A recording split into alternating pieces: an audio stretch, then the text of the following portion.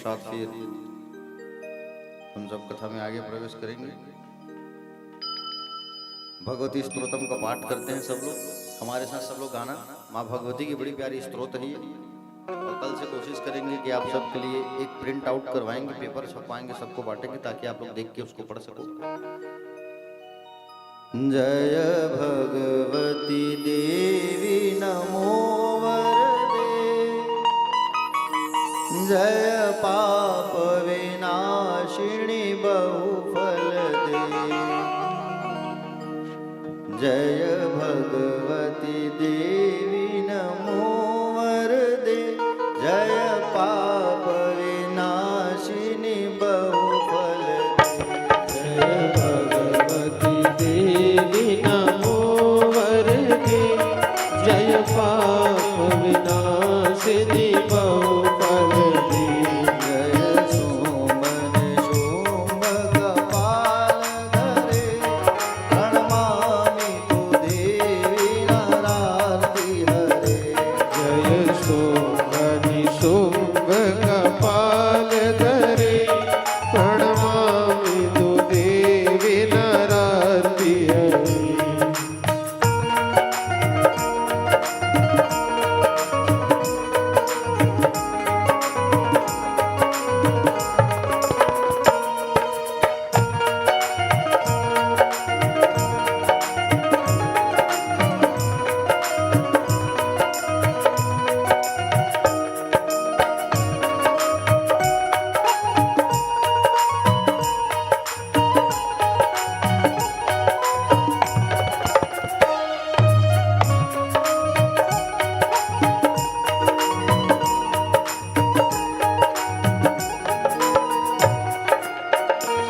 जय चंद्र दिवाकर नेत्र धरे, जय चंद्र दिवाकर नेत्र धरे, जय चंद्र दिवाकर नेत्र धरे, जय चंद्र दिवाकर नेत्र धरे, जय पावक भूषित वक्र धरे, जय पावक भूषित वक्र धरे, जय भैरव देह निलीन परे, जय भैरव देह निलीन परे, जय अंधक दैत्य विशोष करे, जय अंधक दैत्य विशोष करे, जय भगवती देवी नमो वरदे, जय भगवती देवी नमो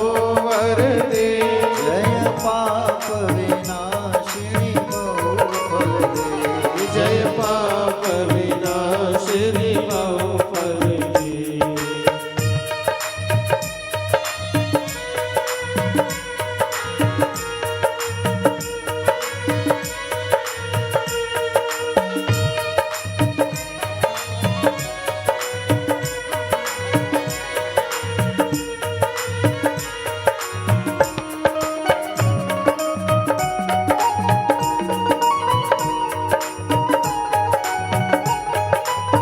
जय हो।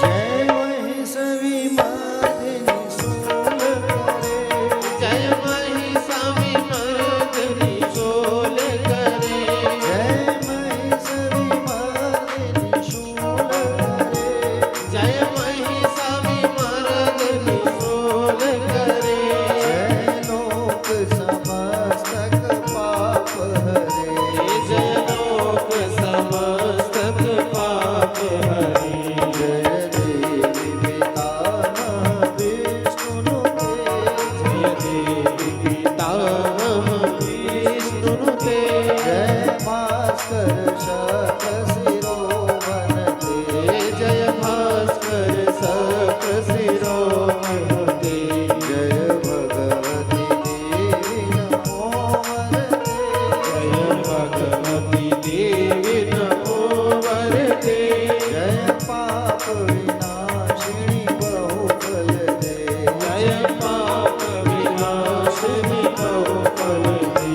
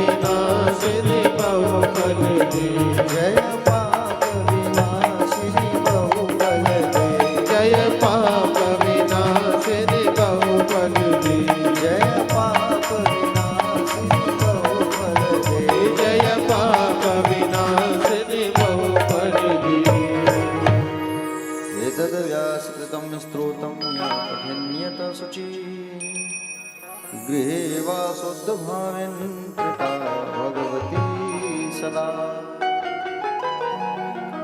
बोलिए जगदम्बे मात की जय, उमा मैया की जय, शीतला मैया की जय। कथा पंडाल में विराजमान सभी भक्तजन, आदरणीय जन, सम्मानीय जन, करुणामयी ममतामयी भगवती शक्ति स्वरूपा माताएं और पितृतुल्य गणमान्य जन, आदरणीय जन, सम्मानीय जन, आप सभी का व्यासपीठ से हार्दिक हार्दिक वंदन है, स्वागत है। आप सभी को सादर सीताराम जय श्री कृष्ण सादर प्रणाम आप सभी को। आइए आज द्वितीय दिवस की बेला में प्रवेश करते हैं हम लोग। कल महात्म की कथा को मिलाया जाए तो आज हम लोग जो है द्वितीय दिवस की बेला में प्रवेश कर रहे हैं। तो आइए माँ जगदम्बा की थोड़ा सा नाम उच्चारण करते हैं, मन को एकाग्रचित्त करके छोटा संकीर्तन माँ का, उसके पश्चात आज की कथा पर प्रवेश करेंगे हम लोग। बोलिए जगदम्बा मैया की जय। दुर्गति नाशिनी दुर्गा जय जय, काल विनाशिनी काली जय जय। दुर्गति नाशिनी दुर्गा जय जय, दुर्गति नाशिनी दुर्गा जय जय, काल विनाशिनी काली जय जय, काल विनाशिनी काली जय जय। दुर्गति नाशिनी दुर्गा जय जय, दुर्गति नाशिनी दुर्गा जय जय, काल विनाशिनी काली जय जय, काल विनाशिनी काली जय जय।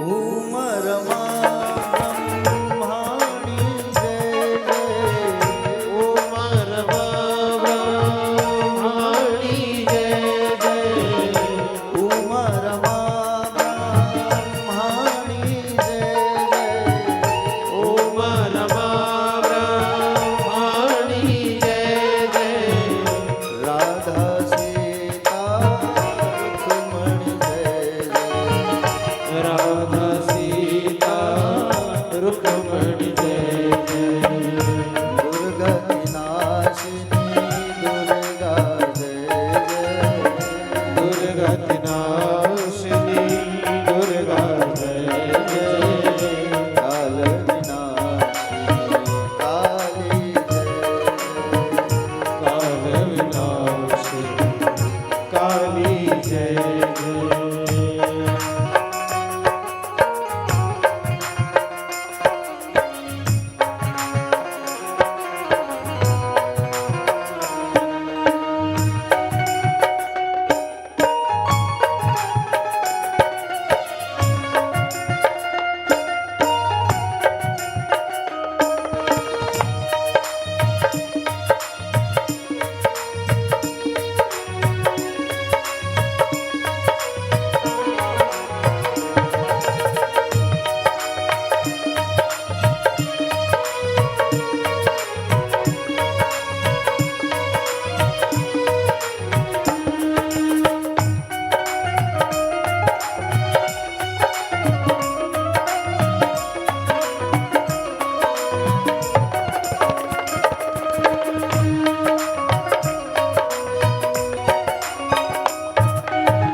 सांब सदा शिव सांब सदा शिव, सांब सदा शिव सांब सदा शिव, सांब सदा शिव सांब सदा शिव, सांब सदा शिव सांब सदा शिव, हर हर शंकर दुख हर सुख कर, हर हर शंकर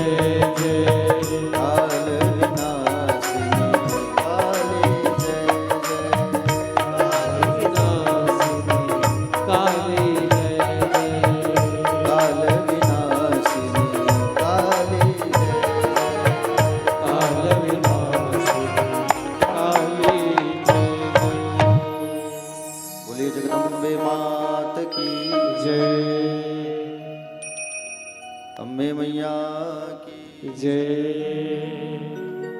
एक बार सारे लोग जो है हाथ उठा कर कहिए, बोल जयकारा सिर वाली दर साथ से दरबार की जय।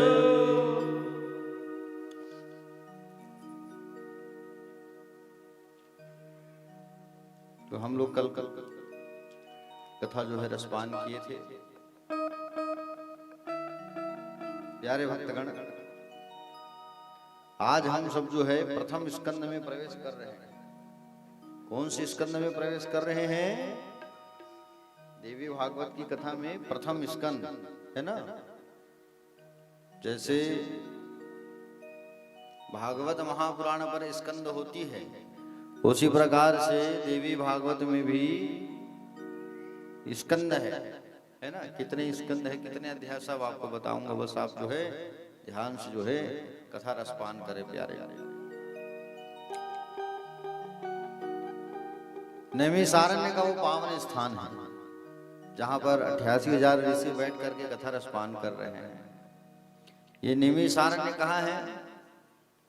ये नैमिषारण्य का जो स्थान है वो उत्तर प्रदेश में है। कहाँ है? उत्तर प्रदेश के सीतापुर में। सारे संत महात्मा जो है जाकर के भगवान श्रीमन नारायण से प्रार्थना किया कि बोले हे प्रभु, ब्रह्मा से कहा कि हम सब के लिए बैठने के लिए उचित स्थान का सुंदर प्रबंध करो आप, ताकि बैठ करके कथा सुन सके। कोई जगह हमको भी दो आप। जब ऐसा विचार किया और कहा, तब भगवान नारायण का जो सुदर्शन चक्र है, वो सुदर्शन चक्र जो है आगे आगे जाता गया और सारे संत महात्मा उसके पीछे पीछे जाने लगे। भगवान ने कहा कि जहां पर ये चक्र जो है जाकर के गिरेगा, जहां पर इसकी जो नेमी है वो शीर्ण होगी, वही स्थान आप लोगों के लिए बनेगा। तो सुदर्शन चक्र जो है आते गया और सुदर्शन चक्र आया और अपने अग्रभाग से, जैसे आप लोग सब्जी काटते हो हंसिया में, तो हंसिया के ऊपरी भाग को क्या कहते हैं? जो धार वाला स्थान रहता है, नेमी कहते हैं। तो उसी नेमी से ऋषियों के लिए अरण्यों की कटाई की गई। नेमी द्वारा ऋषियों के लिए अरण्यों की कटाई की गई उस चक्र के द्वारा, और पेड़ों को काट करके स्थान बनाया गया। तो उस स्थान का नाम पड़ गया नैमिषारण्य। क्या पड़ गया? नैमिषारण्य नाम पड़ गया उस स्थान का। और नैमिषारण्य में आज भी भगवान सुदर्शन का चक्र जो है गिरा हुआ है। समझ रहे हो ना? उस स्थान नैमिषारण्य जहां पर उनको यह स्थान, उस स्थान में कलयुग जो है प्रवेश नहीं कर सकता। ये वरदान प्राप्त है नैमिषारण्य को। वहां पर कलयुग का वास नहीं हो सकता। इसलिए जितने संत महात्मा है सब नैमिषारण्य में जाकर के बैठे रहते हैं। कहाँ बैठे रहते हैं? नैमिषारण्य में जाकर के सब लोग जो है आज भी वास करते हैं प्यारे भक्तगण। उसी नैमिषारण्य में सुंदर 88,000 ऋषि बैठे हुए हैं। और सौनक जी महाराज 88,000 ऋषियों के मुखिया जो है प्रश्न करते थे, और सबको कथा सुनाने के लिए बैठे हैं सूत जी महाराज। सूत जी महाराज ऊपर बैठे हैं और सब नीचे बैठ के कथा को रसपान करने लगे। कल आप सबने राजा सुद्युम्न की कथा को रसपान किया था। 17 की कथा को आप लोगों ने रसपान किया था।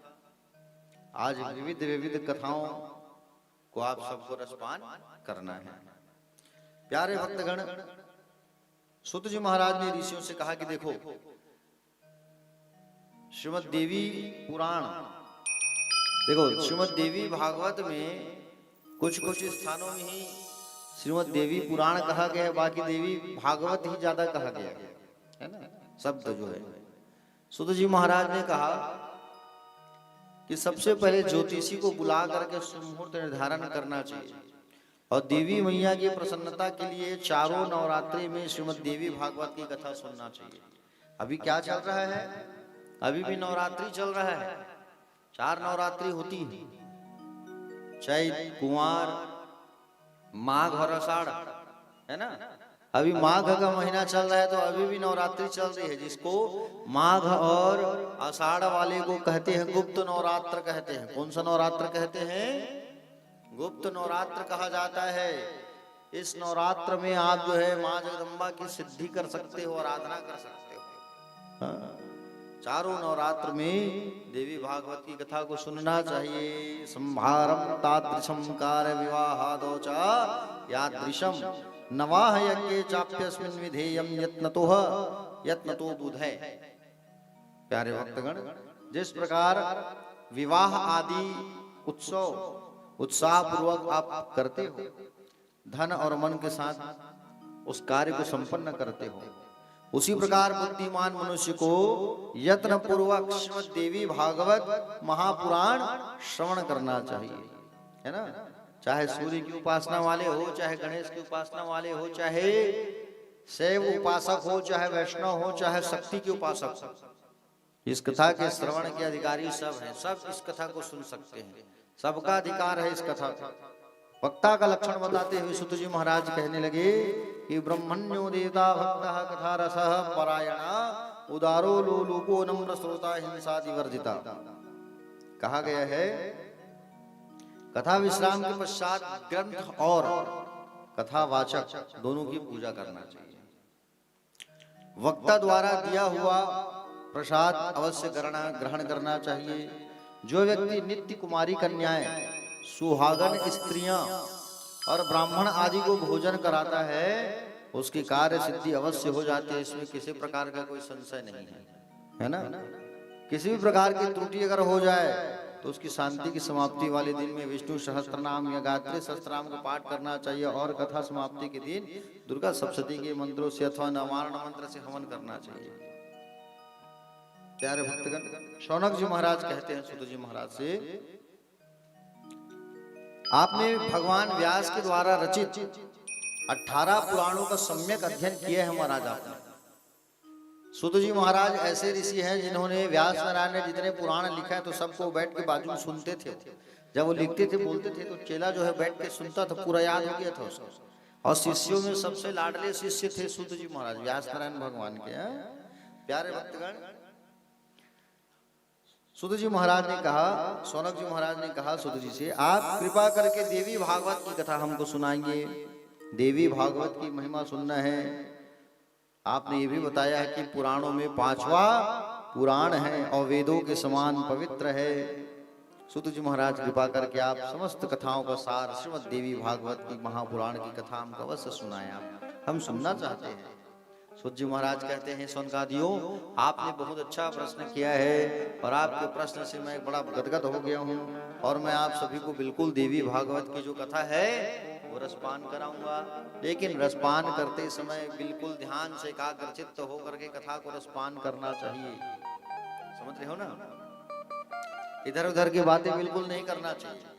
और इधर उधर की बातें जो करता है, जो कथा की निंदा करता है, जो कथा के बारे में इधर उधर का बात करता है, उसके साथ क्या होता है, कल आप लोगों को बताया था ना मैंने। हाँ, क्यों प्यारे भक्तगण, कल आप लोगों को मैंने बताया था ना क्या क्या होता है। चलो बताओ प्यारे भक्तगण। कहा गया है कि जो कथा की निंदा करता है वो अगले जन्म में गिरगिट बनता है। हाँ, जो कथा और कथावाचक की निंदा करता है उसे अगले जन्म में गिरगिट बनना पड़ता है। गिरगिट छत्तीसगढ़ी में कहा कैसे लगा बाबू, सुनील बाबू है टेटका। हाँ, समझ रहे हो ना। इसलिए कथा की निंदा नहीं करना चाहिए, कथा श्रोता का निंदा नहीं करना चाहिए, कथा वक्ता का निंदा नहीं करना चाहिए। प्यारे भक्तगण, सुत जी महाराज ने कहा कि इस देवी महाभागवत पुराण पर 18,000 श्लोक है। कितने श्लोक हैं? 18,000 श्लोक है और 12 स्कंद है इसमें, 12 स्कंद। कितने स्कंद हैं? 12 स्कंद हैं। और कितने अध्याय हैं? 318। कितने अध्याय हैं? 318 अध्याय है। सर्ग प्रतिसर्ग वंश वर्णन मनवंतर वंशानुचरित, ये 5 लक्षण हैं। समझ रहे हो ना। हाँ, ये जो है 5 लक्षण कहे गए हैं प्यारे। समझ रहे हो ना? प्रथम स्कंद में 20 अध्याय है, ठीक। दूसरे स्कंद में 12 अध्याय है, तृतीय स्कंद में 30 और चतुर्थ स्कंद जो है उस चतुर्थ स्कंद में 25 अध्याय, पंचम स्कंद में 35 अध्याय, छठवें स्कंद में 31, सप्तम में 40, अष्टम में तत्व संख्या के बराबर 24, नवम में 50 और दसम में 13 अध्याय मुनि व्यास जी ने कहे हैं। इस प्रकार एकादश में 24 और 12 में 14 अध्याय है। इस प्रकार 18,000 श्लोक और 318 अध्याय वाला यह 18,000 श्लोक वाला देवी भागवत पुराण है। कोई आपसे पूछे कि देवी भागवत कथा में कितने स्कंद है, कितने खंड है, जैसे रामायण में 7 कांड होते हैं ना, उसी प्रकार से इसमें 12 स्कंद है और 18,000 श्लोक भागवत में भी है और इस भागवत में भी है, ठीक है। उसमें 335 अध्याय है, इसमें 318 अध्याय है। प्यारे भक्तगण देखो, 5 लक्षण हैं देवी भागवत के, ध्यान से सुनना। 5 लक्षण देवी भागवत के। पहला सर्ग। सर्ग मतलब महासरस्वती, महालक्ष्मी और महाकाली तीनों शक्तियों का सृष्टि के लिए शरीर धारण करना ही सर्ग कहा गया है।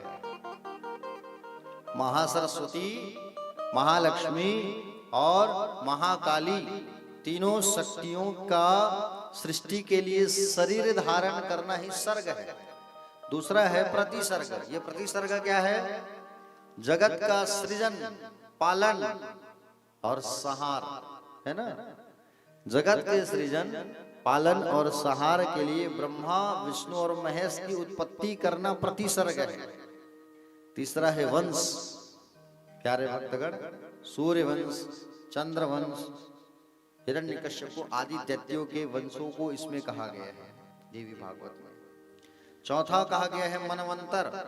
मनवंतर के बारे में कल मैंने आप लोगों को बताया था, है ना। तो स्वयंभू आदि 14 मनवंतर, 14 मनुओं के समय के वर्णन को मनवंतर कहा गया है, ठीक। मनवंतर में क्या है? स्वयंभू आदि 14 मनुओं के समय का वर्णन जो है उसे मनवंतर कहा गया है। कार्यकाल का चर्चा, वही मनवंतर। 14 मनु हुए हमारे। पांचवा है वंशानुचरित। मनुओं के वंश का क्रमशः चर्चा करना, उसे वंश के बारे में बताना, बोलना, बातें करना, वंश की वंशानुचरित कहा गया है। तो 5 लक्षण जो है भागवत का 5 लक्षण है प्यारे भक्तगण। देखो, पुराणों की संख्या बताई गई है। किसकी बताई गई है? पुराणों की संख्या। सूर्य कहते हैं सनक आदि समस्त पुराणों के नाम, उनके श्लोकों की संख्या बता रहा हूं और इसको बताना जरूरी है, समझ रहे हो ना। देखो, उनमें से माँ अक्षर वाले 2 पुराण हैं। 18 पुराणों के नाम बताया जा रहा है यहाँ पर, ध्यान से सुनना। माँ अक्षर वाले कौन कौन से? मार्कंडेय पुराण और मत्स्य पुराण। भा अक्षर के 2 पुराण हैं, भविष्य पुराण और भागवत महापुराण, ठीक है। ब्रा अक्षर वाले 3 पुराण हैं, ब्रह्म पुराण, ब्रह्मांड पुराण, ब्रह्म वैवर्त पुराण, ठीक है। और वा अक्षर वाले 4 पुराण हैं, वामन पुराण, विष्णु पुराण, वायु पुराण, वराह पुराण, ठीक है। आ अक्षर से है अग्नि पुराण, ना अक्षर से है नारद पुराण, पा अक्षर से है पद्म पुराण, ली अक्षर से है लिंग पुराण, गा वाला है गरुड़ पुराण और कु वाला है कूर्म पुराण और इस्क अक्षर से है स्कंद पुराण। ये 18 पुराण है हमारे, ठीक है। मत्स्य पुराण में 14,000 श्लोक बताया गया है, 14,000। मार्कंडेय पुराण में 9,000 श्लोक है। हाँ, मत्स्य पुराण में 14,000, भविष्य पुराण में 14,000, भागवत महापुराण पर 18,000 श्लोक है। ब्रह्म पुराण में 10,000 और ब्रह्मांड पुराण में 12,100 श्लोक है। हाँ? ब्रह्म वैवर्त पुराण में 18,000 श्लोक है और वामन पुराण में 10,000 श्लोक है। वायु पुराण में 24,600 श्लोक बताया गया है। विष्णु पुराण में 23,000 और वराह पुराण में 24,000। अग्नि पुराण में 16,000 श्लोक बताया गया है। कितने हजार बताए गए हैं? 16,000। नारद पुराण में 25,000 श्लोक कहे गए हैं। अब पद्म पुराण में 55,000 श्लोक, ठीक। लिंग पुराण में 11,000, गरुड़ पुराण में 19,000 श्लोक बताए गए हैं, कूर्म पुराण में 17,000 और सबसे बड़ा पुराण है स्कंद पुराण। हाँ, जिसमें खूब सारी बात छुपी हुई है स्कंद पुराण में। स्कंद किसको कहते हैं? भगवान शंकर के पुत्र को, कार्तिकेय। स्कंद नाम उन्हीं का है।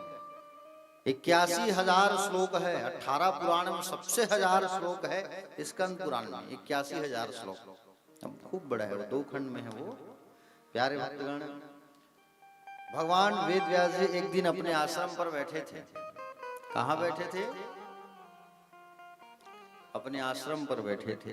देखो, और देवी भागवत की जो कथा है वो किस्मत वाले को ही मिलता है भैया। मैं आपको बताता हूँ, जिनके भाग्य में होता है। देखो, हमारे पूर्व जन्म के पुण्यों का एकत्रीकरण होता है, और जब पुण्य जो है एकत्रीकरण जब होता है हमारा, तब कहीं जा करके हमको देवी भागवत की कथा सुनने को मिलता है। कई जन्म के पुण्यों का एकत्रीकरण होता है, तब इतना बड़ा आयोजन होता है देवी भागवत। देवी भागवत को कथा को कराने के लिए हर व्यक्ति सोचता है, डरते हैं कि करे कि नहीं करे, क्योंकि साधारण पुराण नहीं है देवी भागवत। क्योंकि मैया देवी प्रसन्न तो जल्दी होती है और गुस्सा भी बहुत जल्दी होती है कि नहीं? हाँ, तो प्यारे भक्तगण, जिनके भाग्य में होता है उनको ही ये देवी भागवत की कथा जो है प्राप्त होती है। इसलिए कहते हैं, क्या कहते हैं? मिलती है जिंदगी में। क्या कहा गया है? इसलिए कहा गया है, बड़े ध्यान से आप लोग जो है इस बड़ी प्यारी भजन को आप लोग रसपान करना।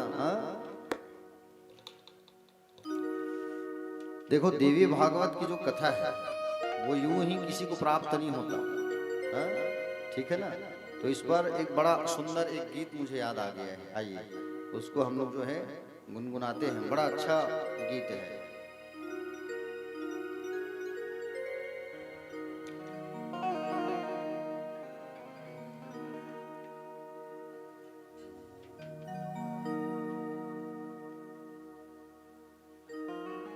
चलिए एक बार सब लोग जयकारा लगाइए। बोलिए देवी मैया की जय, भगवती मैया की जय।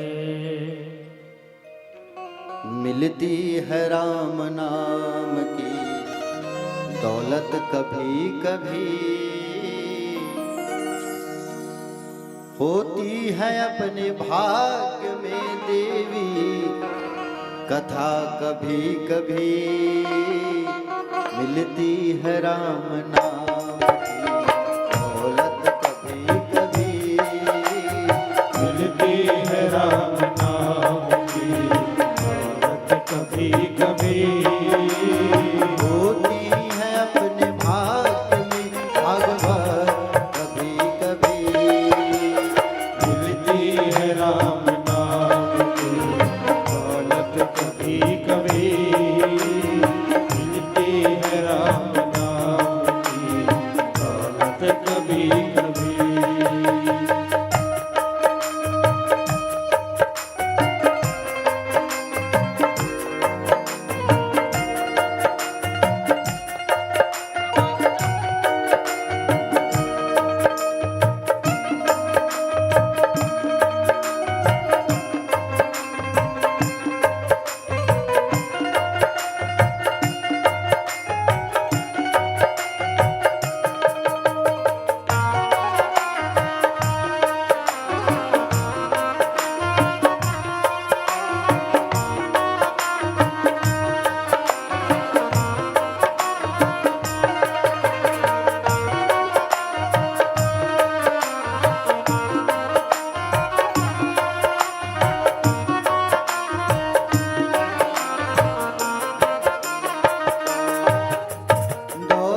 के पीछे भागना इतना उचित नहीं, दौलत के पीछे भागना इतना उचित नहीं, दौलत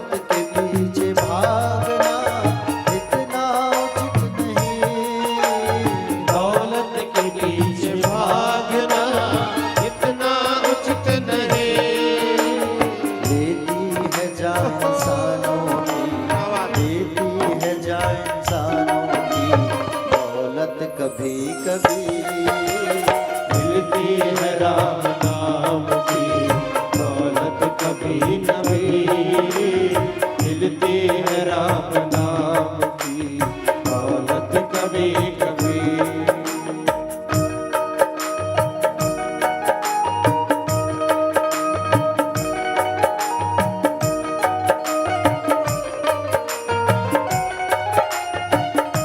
जय हो।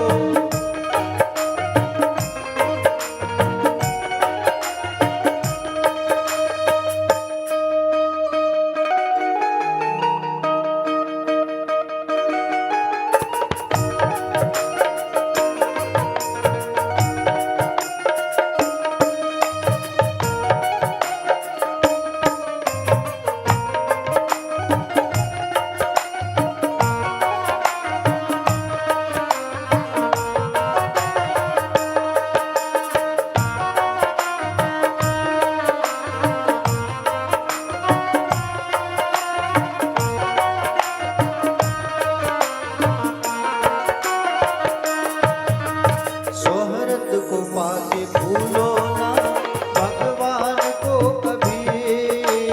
शोहरत को पाके भूलो ना भगवान को कभी। सोहरत को पाके भूलो ना भगवान को कभी। शोहरत को पाके भूलो ना भगवान को कभी। लेता है छीन देकर ये, लेता है छीन देकर ये, इज्जत कभी कभी मिलती है राम नाम की दौलत कभी कभी, मिलती है राम नाम की दौलत कभी कभी।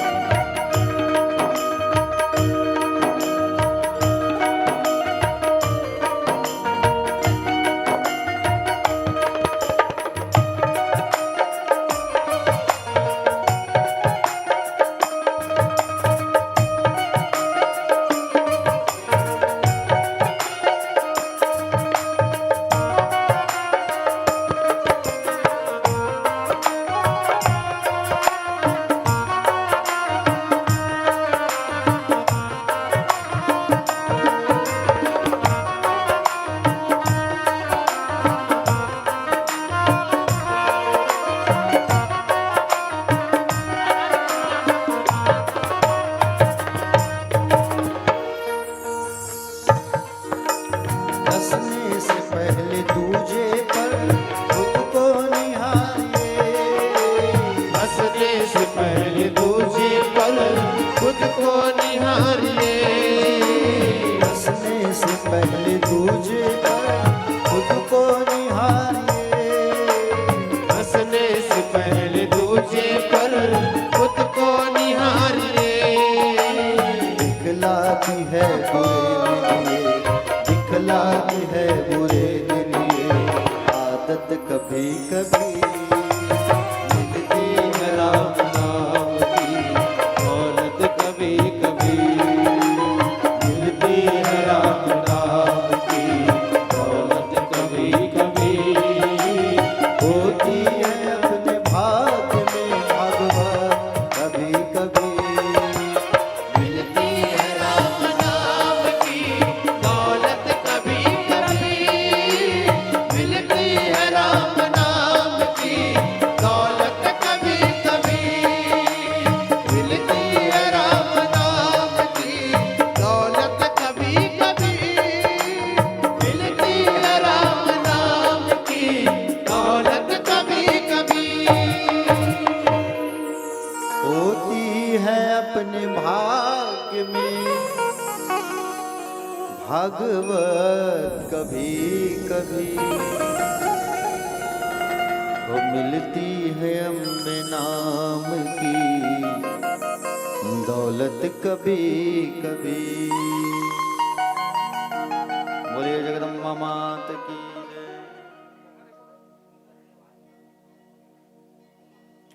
बोलिए जगदम्बा मैया की। चले एक बार हाथ उठा के कहिए बोलो शीतला मैया की। राधे राधे हर हर। आइए प्यारे भक्तगण,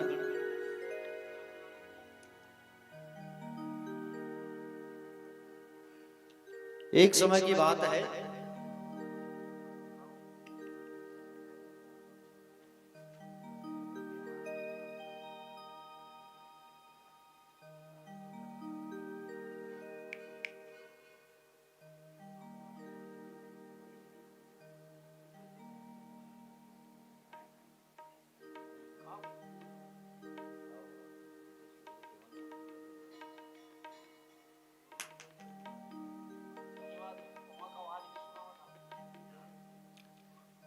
साउंड सिस्टम वाले भैया कहाँ हैं? उनसे निवेदन है कि वो आइए यहाँ पे आए और पोंगा का जो आवाज़ है उसको बढ़ाए, क्योंकि पोंगा का आवाज़ नहीं आ रहा है गांव पे। साउंड सिस्टम वाले भैया से निवेदन है वो जहाँ हैं वो आए यहाँ पे।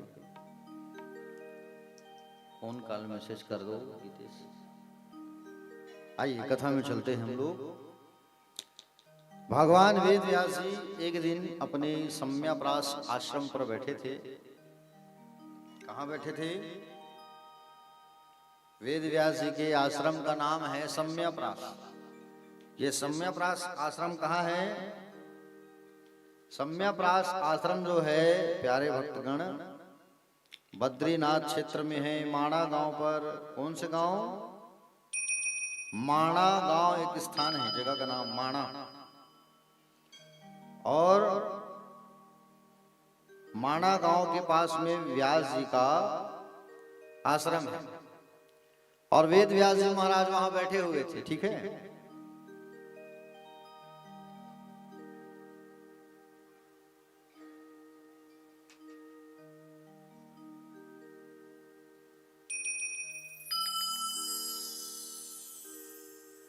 तो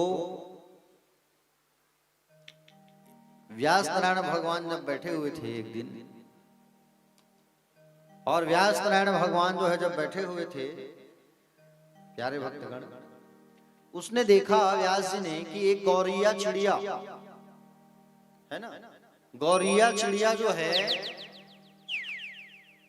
कहीं से दाना उठा के लाती थी और अपने बच्चे के चोंच में डालती थी और सुंदर चोंच में उसको उससे प्रेम करती थी और प्रेम करके वापस चले जाती थी उड़ के। व्यास नारायण भगवान इस दृश्य को देख रहे हैं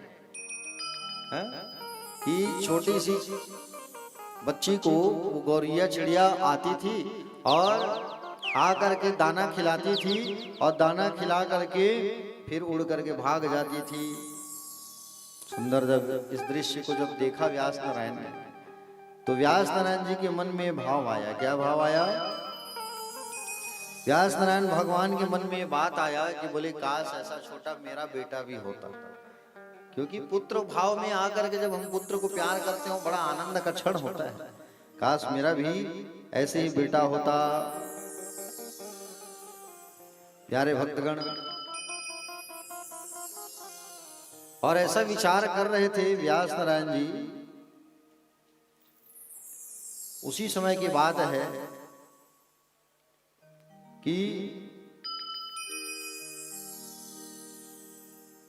व्यास नारायण जी ने सोचा, मन में मेरी भी यह भावना आ रही है कि मेरा भी छोटा एक बेटा हो जाता है चिड़िया को देख करके।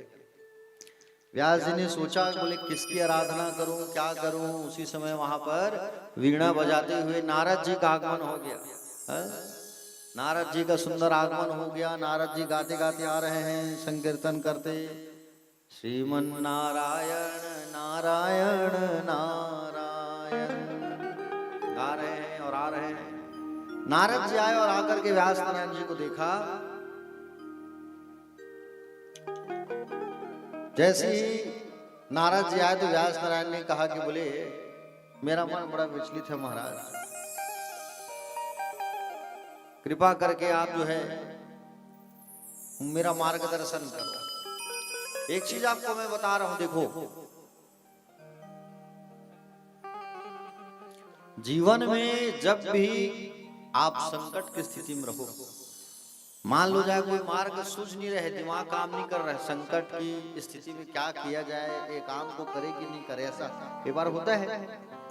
उस स्थान में आप नारद जी का अगर नाम लेते हो 5 बार तन से मन से, अगर 5 बार हम नारद का नाम लेते हैं ना, तो कोई न कोई ऐसा रास्ता जो है निकल जाता है। यह घाट के सत्य बात है ये। तो प्यारे भक्तगण, नारद जी आए तो नारद जी से व्यास जी ने कहा कि बोले गुरुदेव, अब आपका आगमन हो गया है तो मैं धन्य हो गया, अब आप मुझे ये बात बताओ। बोले मुझे पुत्र प्राप्ति करना है तो मैं किसकी आराधना करूं, किसकी तपस्या करूं, किसका नाम जपूं मैं, मुझे बेटा चाहिए। व्यास ने कहा। तो प्यारे भक्तगण, नारद जी कहने लगे,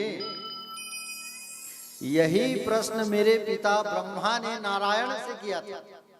जो आप मुझसे पूछ रहे हो उसको किसने पूछा? जोर से बोलो। ब्रह्मा ने नारायण से पूछा था। एक बार ब्रह्मा जी जो है श्री हरि नारायण के पास जब गए तो नारायण भगवान समाधिस्थ थे और ब्रह्मा जी ने प्रश्न किया कि हे प्रभु, आप सारे जगत के कारण हैं, फिर आप किसका ध्यान करते हुए बैठे हो यहाँ? आप किसका ध्यान कर रहे हो बताओ? अरे आप तो जगत के स्वामी हो, तो आप किसके ध्यान में लगे हुए हो भाई? किसके नाम से समाधि लगा के बैठे हो? तब कहा कि ब्रह्मा जी, मैं शक्ति का ध्यान करता हूँ। किसका ध्यान करता हूँ? शक्ति का ध्यान करता हूँ, और उन्हीं शक्ति देवी के कारण मुझे पालन करने की और आपको सृजन करने की और शंकर को संहार करने की शक्ति मिलती है।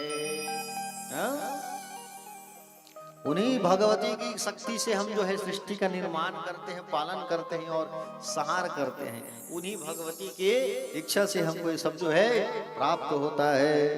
प्यारे भक्तगण, उन्हीं भगवती की कृपा से ब्रह्मा जी नारायण कह रहे हैं, उन्हीं भगवती की कृपा से मैंने पूर्व में मधु एवं कैटभ नाम के दैत्यों का संहार किया था।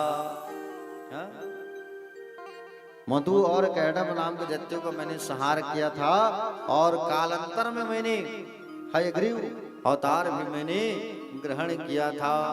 कौन सा अवतार ग्रहण किया था? हयग्रीव अवतार ग्रहण किया था। इसलिए आपको भी भगवती की आराधना करना चाहिए।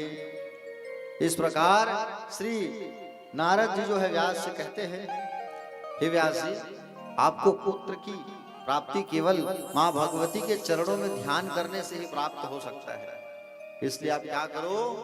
माँ भगवती के चरणों का स्मरण करो, आप भगवती के चरणों का ध्यान करो। आप व्यास नारायण भगवान को कहने लगे नारद जी कि आप माँ जगदम्बा का आश्रय लो।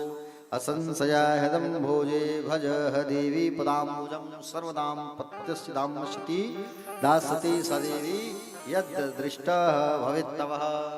क्या कहा गया? भगवती के चरणों का आप आश्रय लो महाराज, और उनके चरणों का जब आश्रय लोगे आप, तब कहीं जा करके भगवती की कृपा होगी। इस प्रकार नारद जी के मुख से व्यास जी ने इस बात को सुना और प्रसन्न हो गए। क्या क्या बात बताया? ब्रह्मा जी जब नारद के पास, ब्रह्मा जी नारायण के पास जब गए, तब नारायण ने कहा कि बोले मैं शक्ति की आराधना करता हूं ब्रह्मा जी, और इन्हीं शक्ति की कृपा से मैंने पूर्व काल में हयग्रीव नाम के दैत्य को मैंने मारा, और मधु कैटभ नाम के दैत्य को भी मैंने मारा था।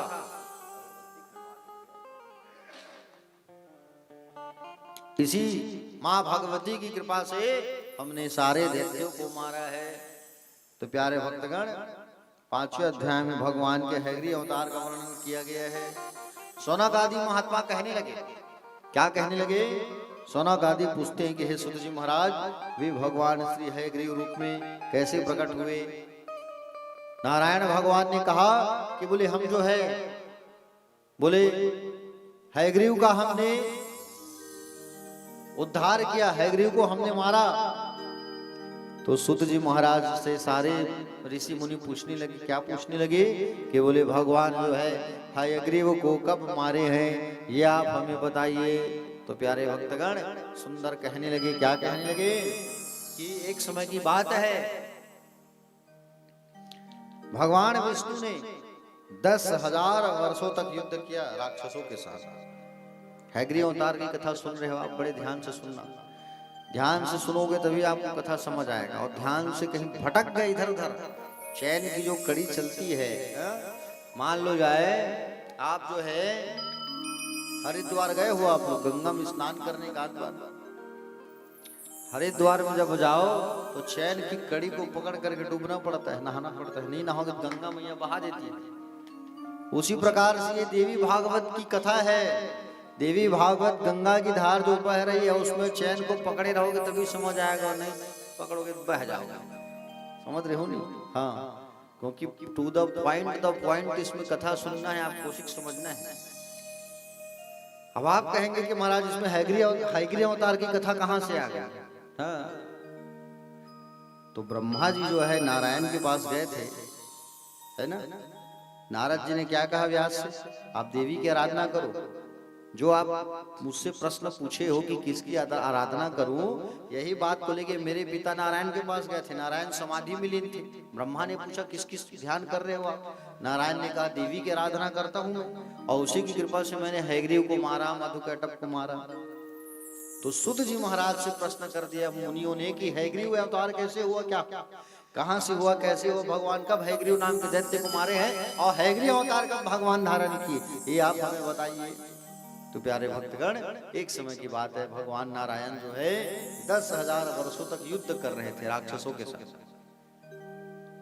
और राक्षसों के साथ में युद्ध करने के बाद बहुत थक गए भगवान जो है युद्ध करते करते। अब भगवान जब थक गए तब क्या किया भगवान ने, अपने धनुष पे प्रत्यंचा चढ़ाया। भगवान ने प्रत्यंचा चढ़ा के ऐसे रख दिया धरती में, और उसी में ऐसा टिक करके भगवान जो है आराम कर रहे थे धनुष में। धनुष में प्रत्यंचा चढ़ा करके भगवान नारायण जो है टिक करके लेटे थे ऐसे, समझ रहे हो ना। और उसी समय देवताओं को यज्ञ करना था। अब देवताओं को यज्ञ करना है तो बिना भगवान विष्णु की यज्ञ नहीं हो सकता, है कि नहीं? क्योंकि नारायण ही यज्ञ नारायण के स्वरूप है। तो उसी समय सारे देवता लोग आके देखे तो भगवान तो सोए हैं, धनुष बाण में सिर को टिका के कैसे इनको उठाया जाए, है कि नहीं? तो प्यारे भक्तगण इनको उठाया कैसे जाए, बड़ी विडंबना वाली बात है। तो उसी समय देवताओं ने ब्रह्मा से प्रार्थना किया, ब्रह्मा जी केवल आप ही हो जो भगवान नारायण को उठा सकते हो, और कोई नहीं उठा सकता, आप कुछ करिए। ब्रह्मा जी ऐसा विचार करके दीमक को जन्म दिए। दीमक जानता हूं नहीं, कामा होते लकड़ी में, है कि नहीं? जिनला हम दियार के थे। तो ब्रह्मा जी ने दीमक का उत्पत्ति किया, और दीमक का उत्पत्ति करके कहा कि तुम जो है भगवान नारायण सोए हुए हैं, तकिया लगा करके धनुष बाण में, उस धनुष की डोरी को तुम क्या करो, काट दो। मुझे क्या मिलेगा? दीमक ने कहा तो तुम्हें मिलेगा बहुत कुछ। जब यज्ञ होगा तो यज्ञ करते समय जब सांकला नीचे गिरेगा तो तुम्हारा भाग होगा, आज से जा, लेकिन तू हमारी मदद कर। तो धनुष के डोरी को काट दे ताकि भगवान हड़बड़ा के जाग जाए। अब वो दीमक को जन्म दिया, और दीमक ने वैसे ही किया। दीमक जो है धनुष के प्रत्यंचा को, अग्र भाग को, धनुष के अग्र भाग को काट काट के लकड़ी है धनुष, काट काट तोड़ दिया। और जैसे तोड़ा तो धनुष की रस्सी टूट गई भैया, और धनुष की जो प्रत्यंचा जो है कट गई। और उसी से प्यारे भक्तगण जोर से धनुष का सिरा कहीं दूर जा गिरा, और उससे भगवान विष्णु का जो सिर है वो कट गया। भगवान विष्णु का सिर कट करके दूर चला गया। अब सारे देवता रोने लगे, अब क्या होगा भाई, भगवान नारायण का गला कट गया, मतलब बहुत बड़ी बात है। विष्णु पालन करने वाले हमारे भगवान हैं। अब कहीं भगवान कहीं गला कट जाए तब क्या होगा, आगे सोचने वाली बात है कि नहीं? अब क्या किया जाए, क्या किया जाए, किसकी सहायता लिया जाए? भगवान विष्णु तो मस्तक विहीन हो गए हैं, मस्तक ही नहीं है भगवान का। आप कैसे करें, बड़ी विडंबना हो गई। सब चिल्लाने लगे, रोने लगे, क्या होगा, कैसे होगा। प्यारे भक्तगण, देवताओं के गुरु बृहस्पति ने कहा घबराओ मत, तुम लोग जो है माँ जगदम्बा की स्तुति करो। बोलो भगवती मैया की। तुम लोग जो है जगदम्बा की स्तुति करो, माँ जगदम्बा की आराधना करो, और वही कुछ कर सकती है, क्योंकि उनके बिना कुछ भी नहीं हो सकता। बोलो भगवती मात की, शीतला मैया की। आइए हम सब भी माँ भगवती की आराधना करते हैं। बोल शीतला मैया की, भगवती मैया की।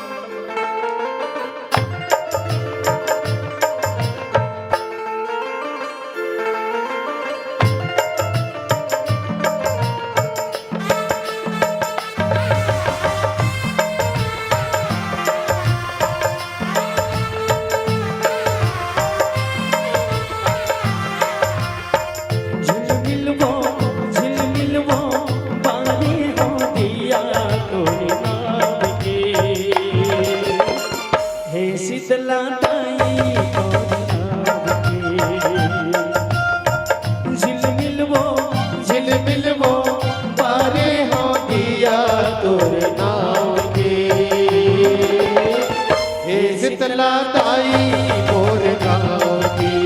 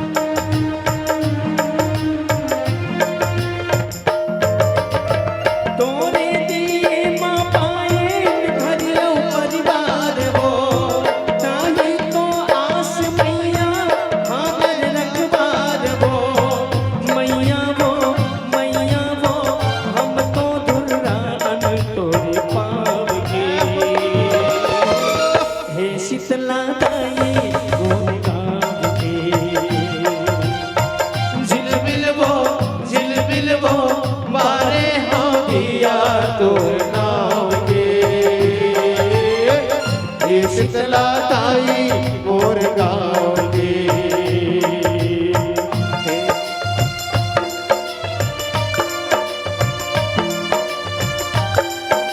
और शीतला मैया की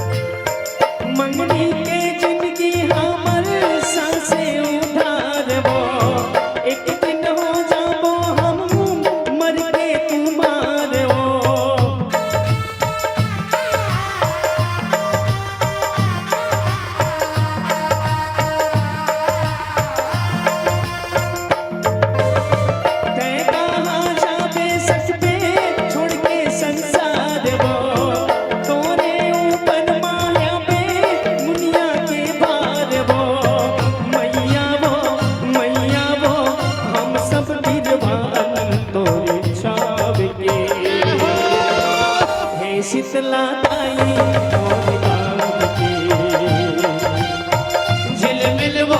झिलमिल वो बारे हो दिया तोर नाव के। हे शीतला ताई मोर गाँव की।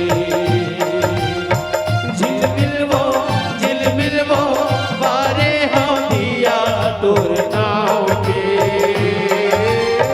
हे शीतला ताई मोर गाँव की, हे शीतला ताई मोर गाँव की, हे शीतला ताई मोर गाँव की, हे शीतला ताई मोर गाँव की। बोल शीतला मैया की राधे राधे श्याम से मिला दे महादेव।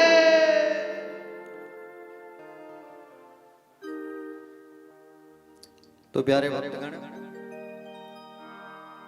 सारे लोग मिलकर के माँ जगदम्बा की सुंदर आराधना किए हैं, वंदना किए हैं, निवेदन किए हैं, प्रणाम किए हैं। माँ अब भगवान नारायण का सिर कट गया, अब आप ही बताओ कि हम क्या करें ऐसा जिससे सबका कल्याण हो सके, क्योंकि भगवान नारायण नहीं, विष्णु नहीं, तो फिर जगत का पालन कैसे होगा।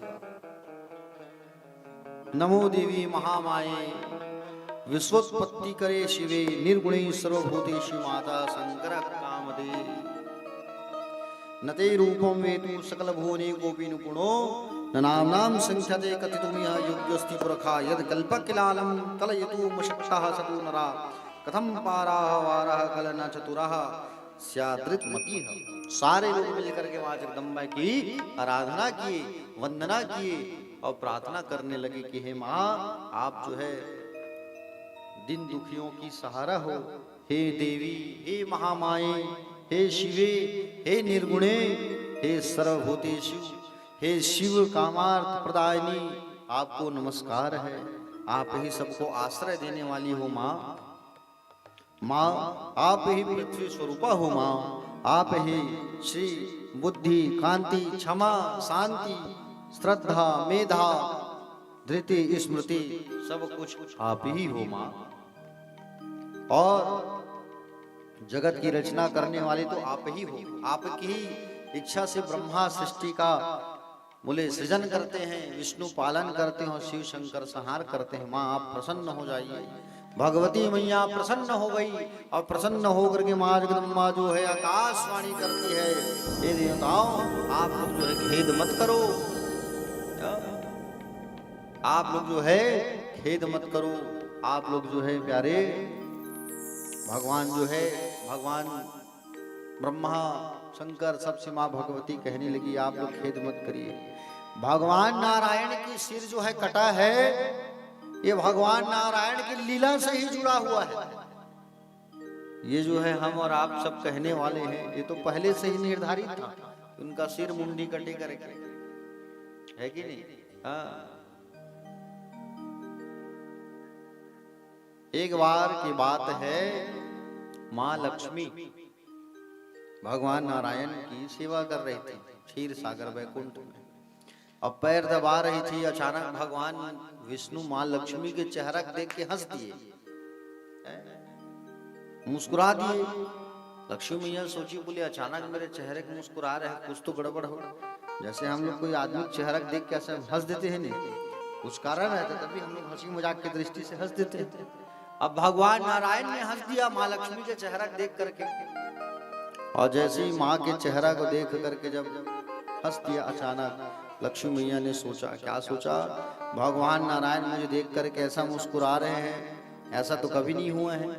हो सकता है सुंदर स्त्री मेरी से अच्छी कोई मिल गई होगी भगवान को, इसलिए मुस्कुरा रहे होंगे देख के, है कि नहीं। कुछ तो कारण है।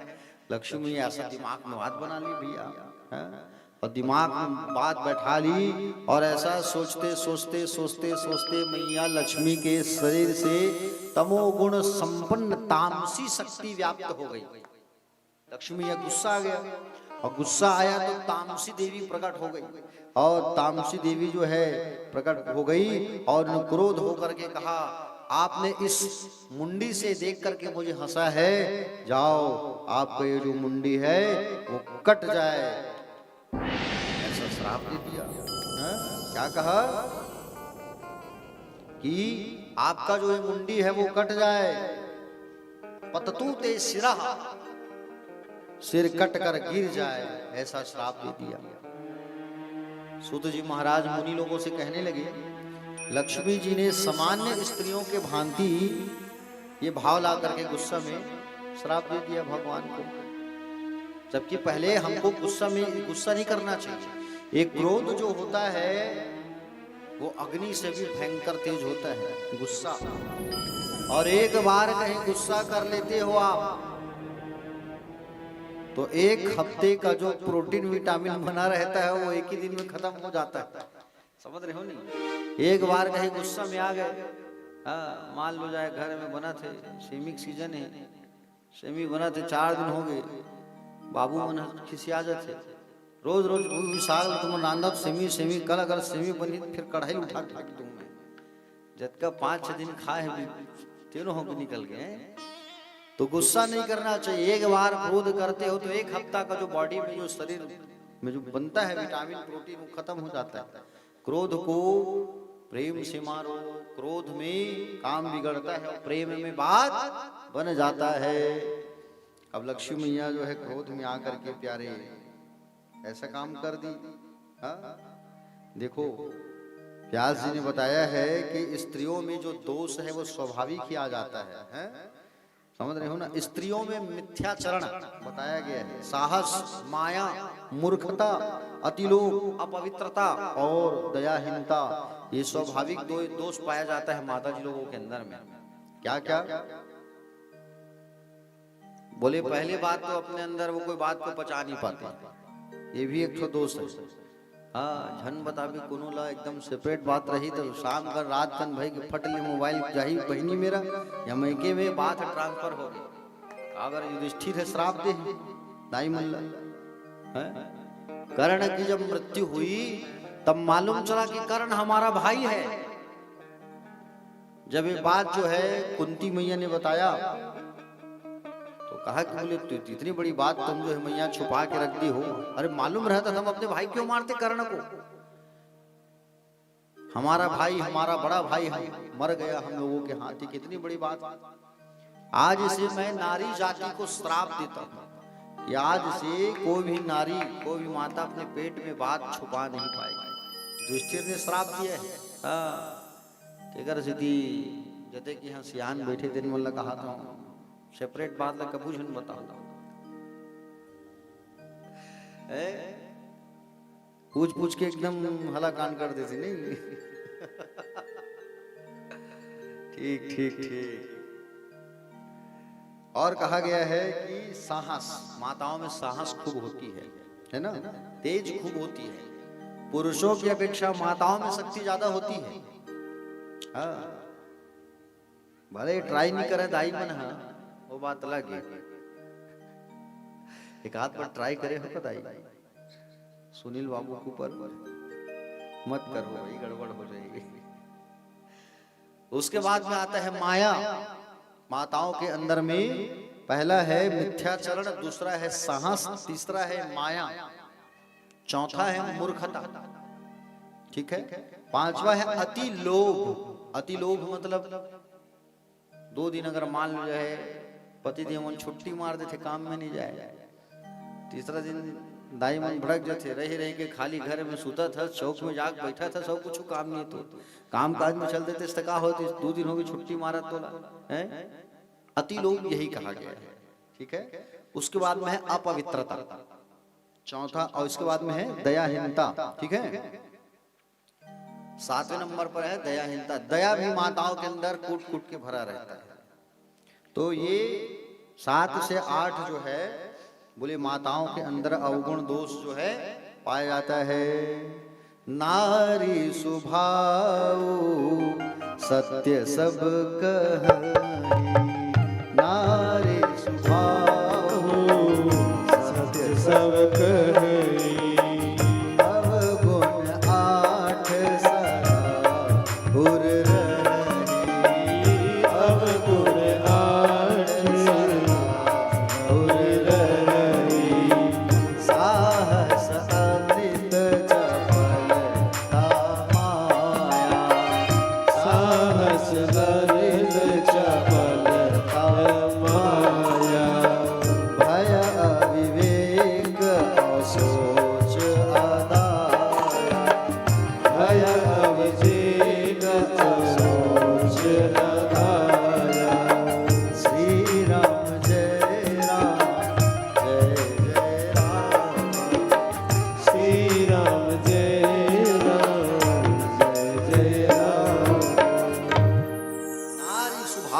सत्य सब कही, अवगुण 8 सदा उर रही। तुलसीदास ने भी कहा है ये 8 प्रकार के अवगुण माताओं के अंदर रहता है। मां जगदम्बा कहने लगी कि तुम्हारा सिर कट जाए, तामसी देवी ने कह दिया तुम्हारा मुंडी कट जाएगा, जाओ। प्यारे भक्तगण, इसी कारण से भगवान नारायण का सिर कट गया।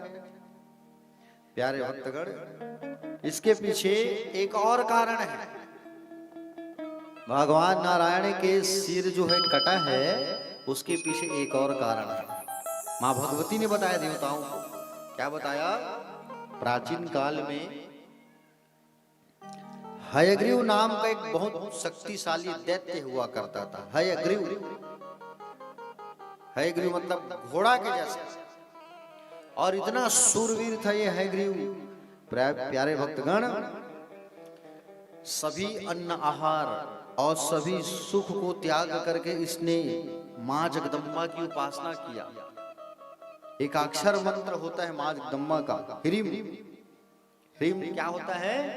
एक अक्षर मंत्र होता है, और ये ह्रीम शब्द जो होता है उसमें खूब शक्ति होती है। ओम एम ह्रीम, ह्रीम कहते हैं ना, ओम एम ह्रीम ह्रीम चामुंडाय विच्चे। तो ये ह्रीम शब्द जो होता है इसमें खूब शक्ति होती है, और एक अक्षर मंत्र ह्रीम का 1000 साल तक ये हयग्रीव राक्षस तपस्या किया है। ओम ह्रीम, ओम ह्रीम, ऐसा उच्चारण करते हुए 1000 साल। 1000 बताओ बाबा। द्वापर के लोग जो 1000 साल तक जिंदा रहते थे, कलयुग में मनुष्य क्या ये 100 साल है?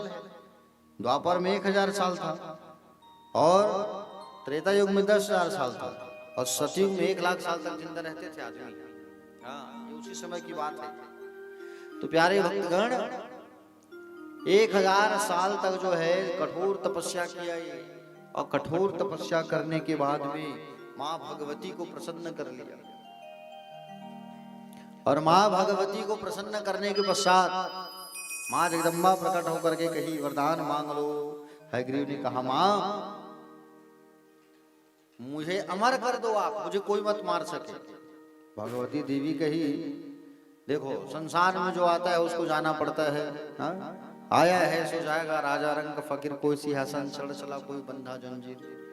भाई जो आया है उसको जाना तो जरूरी है, तो तुमको भी जाना जरूरी है। दूसरा वरदान मांग लो।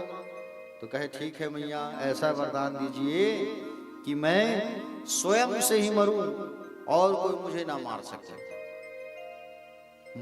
मैं स्वयं से ही मरूं, मतलब हयग्रीव ही मुझे मार सके, थोड़ा ही मुझे मार सके, स्वयं से मरूं, ऐसा वरदान प्राप्त कर लिया। माता ने कहा बोले ठीक है जा, वरदान तुझे दिया।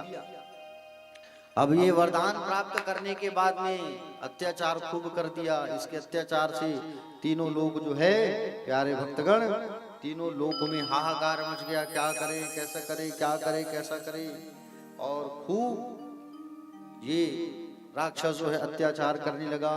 हाँ? प्यारे भक्तगण, इसीलिए अब वो हयग्रीव राक्षस को मारना है, तब क्या किया जाए? हाँ? तब विचार किया गया कि बोले हयग्रीव को मारने के लिए भगवान को हयग्रीव अवतार लेना पड़ेगा। विष्णु 24 अवतार में से एक अवतार कौन सा है? हयग्रीव का अवतार। हयग्रीव मतलब भगवान के शरीर में घोड़ा का मुख लगा है, वो हयग्रीव अवतार है। अब हयग्रीव ने क्या कहे, मैं खुद से ही मरूं, हयग्रीव ही मुझे मार सके। तो भगवान ने उस हयग्रीव नाम के दैत्य को मारने के लिए हयग्रीव का अवतार धारण किया। और कैसे अवतार? अब सिर तो कटा हुआ है। तब कहा गया कि त्वष्टा ऋषि थे, त्वष्टा ऋषि के पास में घोड़ा था, है ना, और उसके अश्व के गर्दन को मां जगदम्बा ने अपने खड़ग से काट दिया। और काट करके त्वष्टा ऋषि ने सुंदर उस घोड़े के सिर को जैसे ही भगवान विष्णु के शरीर पर जब शरीर पर संयोजित किया तो भगवती कृपा से भगवान जो है खड़े हो गए, घोड़े का मुख लग गया। भगवान नारायण हयग्रीव अवतार पर जन्म ले लिए। बोलो हयग्रीव अवतार भगवान की। हयग्रीव अवतार बन करके भगवान खड़े हो गए और भगवान नारायण जो है उस हयग्रीव को जा करके ललकारे भगवान जो है। और हयग्रीव को जा करके जब भगवान ललकारे तब भगवान के साथ में उनका युद्ध होने लगा। और युद्ध करते करते करते करते भगवान हयग्रीव ने उस हयग्रीव नाम के राक्षस को मारा। वो हयग्रीव नाम का जो दैत्य है उसकी मृत्यु हो गई। ठीक समझ में आया? दूसरी बात, भगवान नारायण ने ये भी कहा है कि बोले मैंने माँ भगवती की ही इच्छा शक्ति से मधुकैटभ को मारा है। तो सूत जी आदि ऋषियों, सौनक आदि ऋषियों ने सूत जी महाराज से प्रश्न किया कि बोले महाराज, बोले ये मधुकैटभ की उत्पत्ति कैसे हुई, मुझे बताओ, मैं जानना चाहता हूँ। आरती करते हो नहीं? मधुकैटभ दो मारे सुर भय ही करे।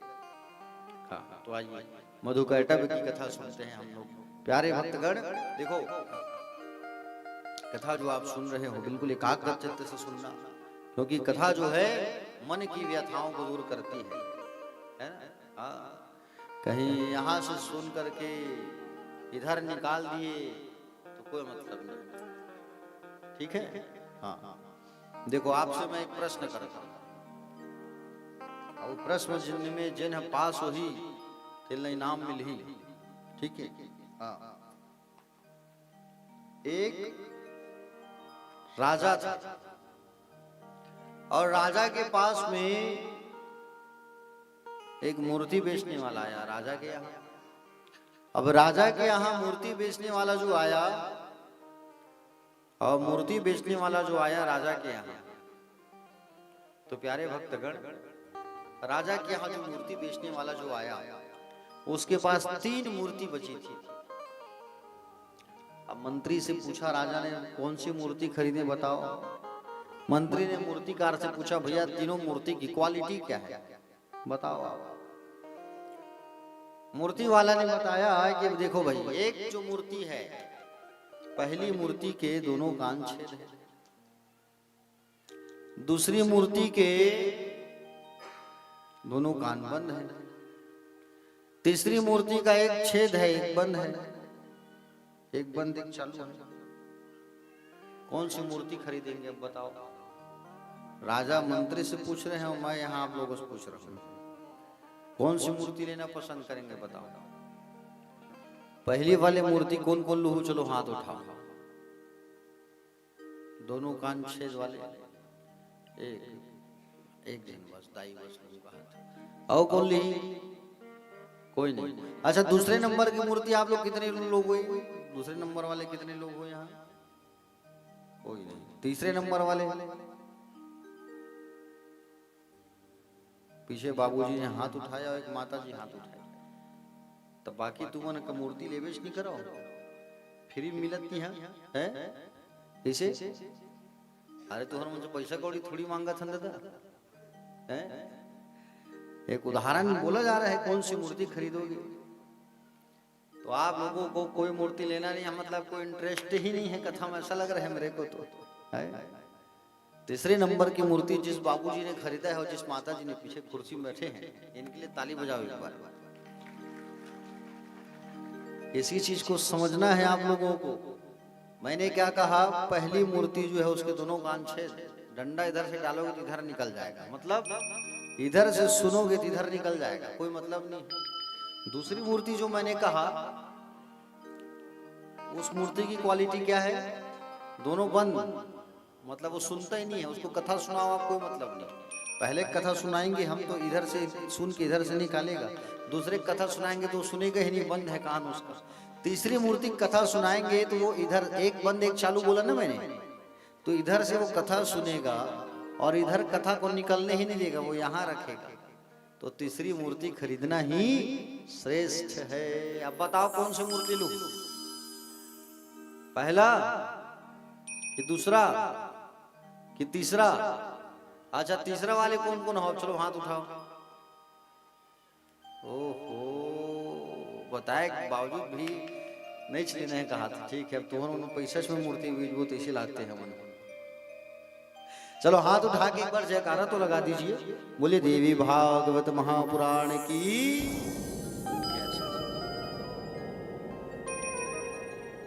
प्यारे भक्तगण, तो भगवान ने है ग्रीव नाम के दैत्य को मारा। सुत जी महाराज कहने लगे, हे प्रभु,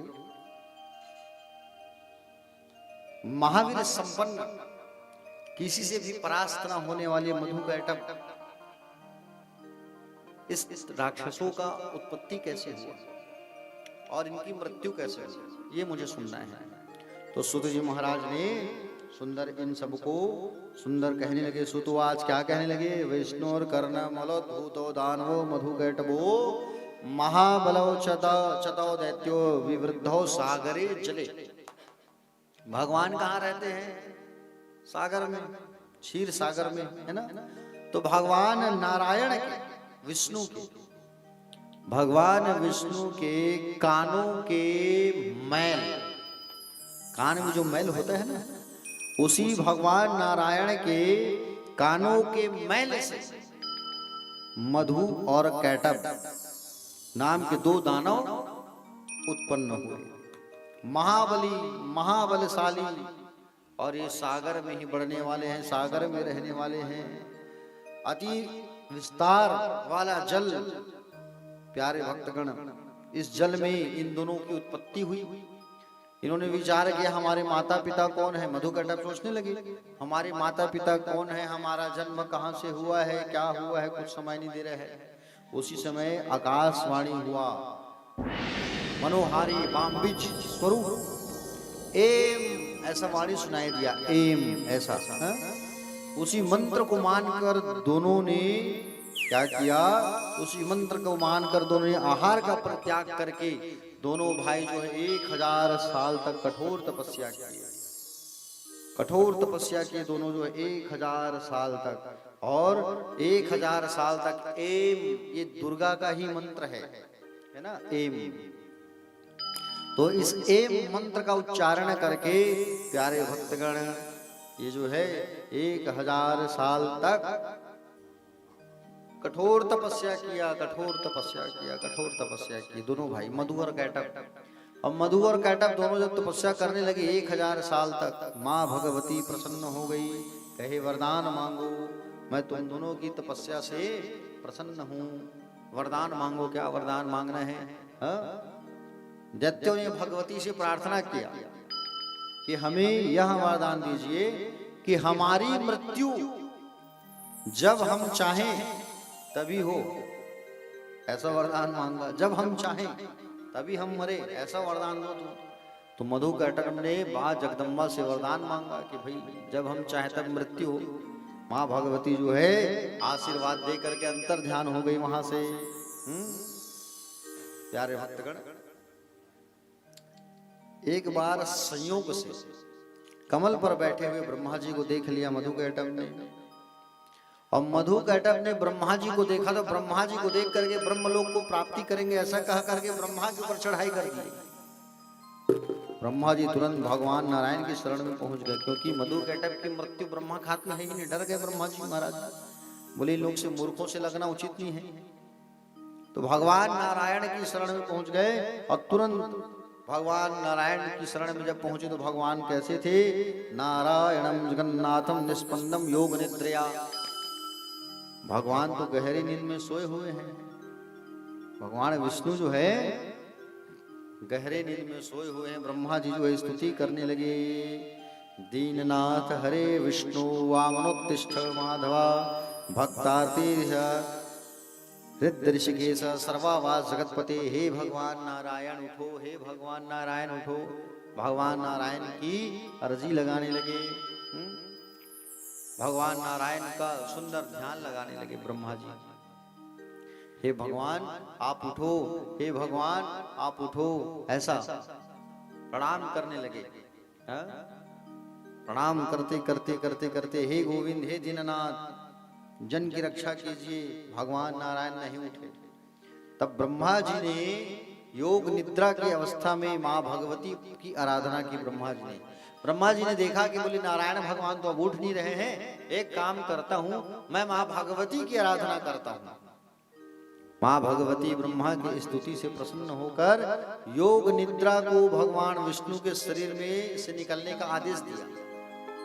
जो निद्रा देवी है ना, तो निद्रा देवी को कहा कि तुम यहां से निकलो। और निद्रा देवी को जब निकलने के लिए कहा, किसने कहा? माँ भगवती ने। तो जैसे ही निद्रा देवी जब निद्रा देवी निकली तो भगवान विष्णु जम्हाई लेते हुए खड़े हो गए। बोलो श्रीमन नारायण भगवान की जय। भगवान नारायण जो है खड़े हो गए, और भगवान नारायण जो है सुंदर जब खड़े हुए, प्यारे भक्तगण, ब्रह्मा जी भगवान नारायण को प्रणाम करने लगे। हे प्रभु, आप ही सृष्टि के पालन करता हो, और आप ही राम हो, और आप ही कृष्ण हो, आप ही जगत के मूल आधार हो, और आप में ही पूरी संसार जो है समाया हुआ है। आपकी कृपा से ही सब काम होता है, और आप ही करने वाले हो, आप ही करता धरता हो। हे भगवान नारायण, आप ही त्रेता युग में राम अवतार में राम बने, आप ही द्वापर में कृष्ण बने हो प्रभु, और आज आप मेरी रक्षा करो। मैं आपकी शरण में आया हुआ हूँ, और शरण में आए हुए की लाज रखना आपका कर्तव्य है। मैं आपकी शरण में गिरा हुआ हूँ प्रभु, मुझे आपका ही सहारा चाहिए। आपकी सहारा की मुझे आवश्यकता है प्रभु। आप तो मेरे प्राण दाता हो, आप मेरी रक्षा करो प्रभु, आप मेरी रक्षा करो। ऐसा सुंदर जो है इन्होंने क्या किया, आराधना किया नारायण का सुंदर। आइए हम सब भी श्रीमन नारायण की सुंदर आराधना करते हैं। जब ब्रह्मा जी आराधना कर रहे हैं तो हम सब भी कर्तव्य है कि हम भी श्रीमन नारायण भगवान की आराधना करें। बोलो श्रीमन नारायण भगवान की जय, गोविंद भगवान की जय। तो नारायण के पास पहुंच करके ब्रह्मा जी क्या कहने लगे, मेरी बिगड़ी आप ही बना दो। तो कहने लगे, क्या कहने लगे, मेरी बिगड़ी बनाने वाला, मेरी किस्मत जगाने वाला, एक तू है, एक तू है, एक तू ही तो है हो श्याम। एक तू है, एक तू है, एक तू ही तो है। मेरी बिगड़ी बनाने वाला, मेरी किस्मत जगाने वाला, एक तो है, एक तो है, एक तो ही तो है हो श्याम। एक तो है, एक तो है, एक तो ही तो है।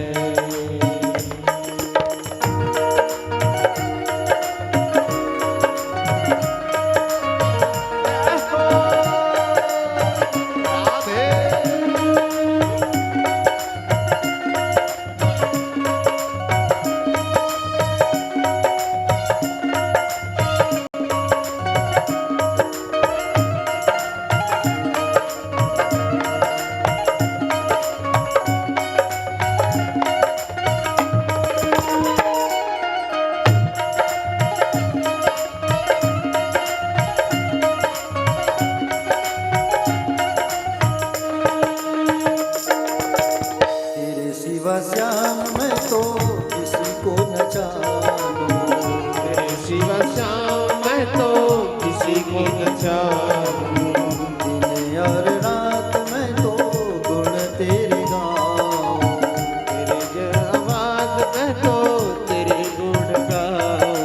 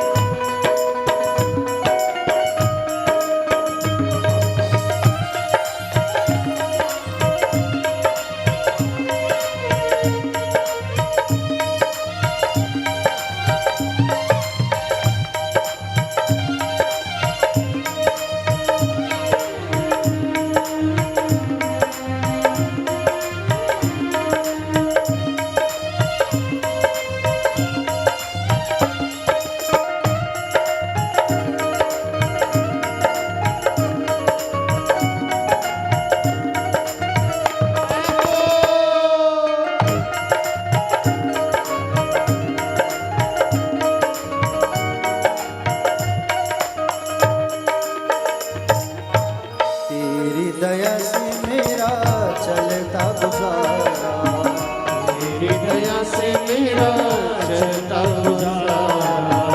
जब भी तूने घेरा तुमको पुकारा, सभी तुमने घेरा तुमको पुकारा। तेरी दया से मेरा चलता गुजारा, तेरी दया से मेरा चलता गुजारा। जब भी तूने घेरा तुमको पुकारा, सभी रूपों ने घेरा तुमको पुकारा। मेरी दुखड़े मिटाने वाला, आनंद बरसाने वाला, एक तू है, एक तू है, एक तू ही तो ही है। ओ श्याम एक तू है, एक तू है, एक तू ही तो है।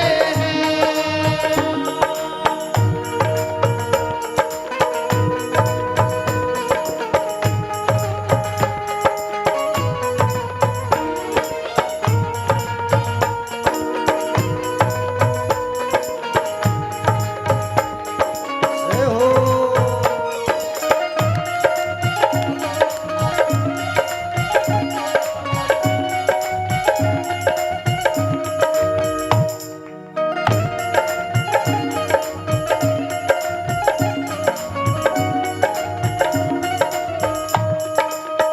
अब तक निभाया है तो आगे भी निभाना, अब तक निभाया है तो आगे भी निभाऊंगा।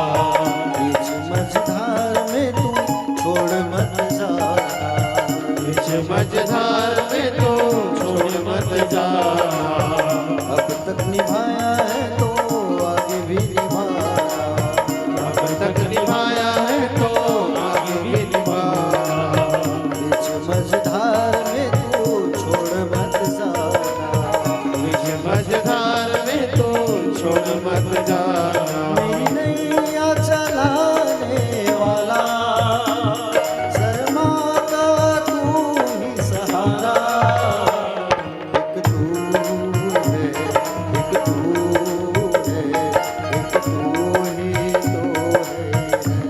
ओ श्याम एक तू है, एक तू है, एक तू ही तो है श्याम।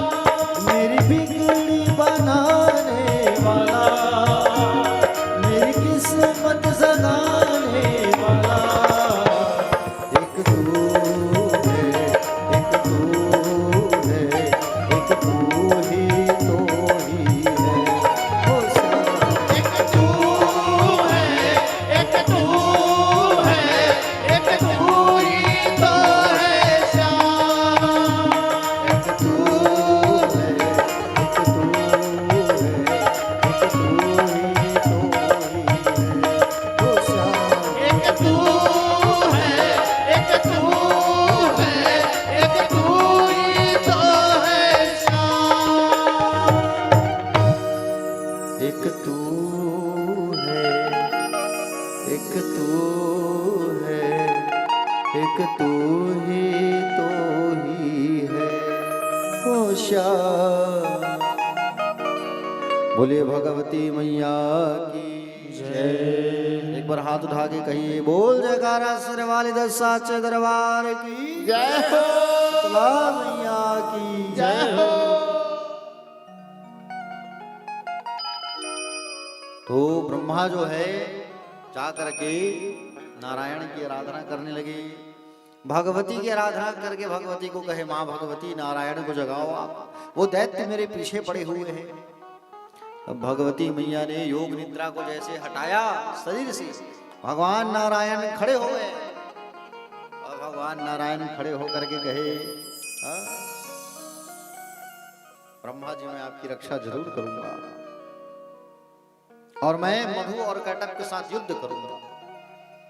और माँ भगवती को प्रणाम किया नारायण ने, भगवती को प्रणाम करके कहा माँ मैं मधु कटक से युद्ध तो करूंगा, लेकिन आपका छत्र छाया होना जरूरी है।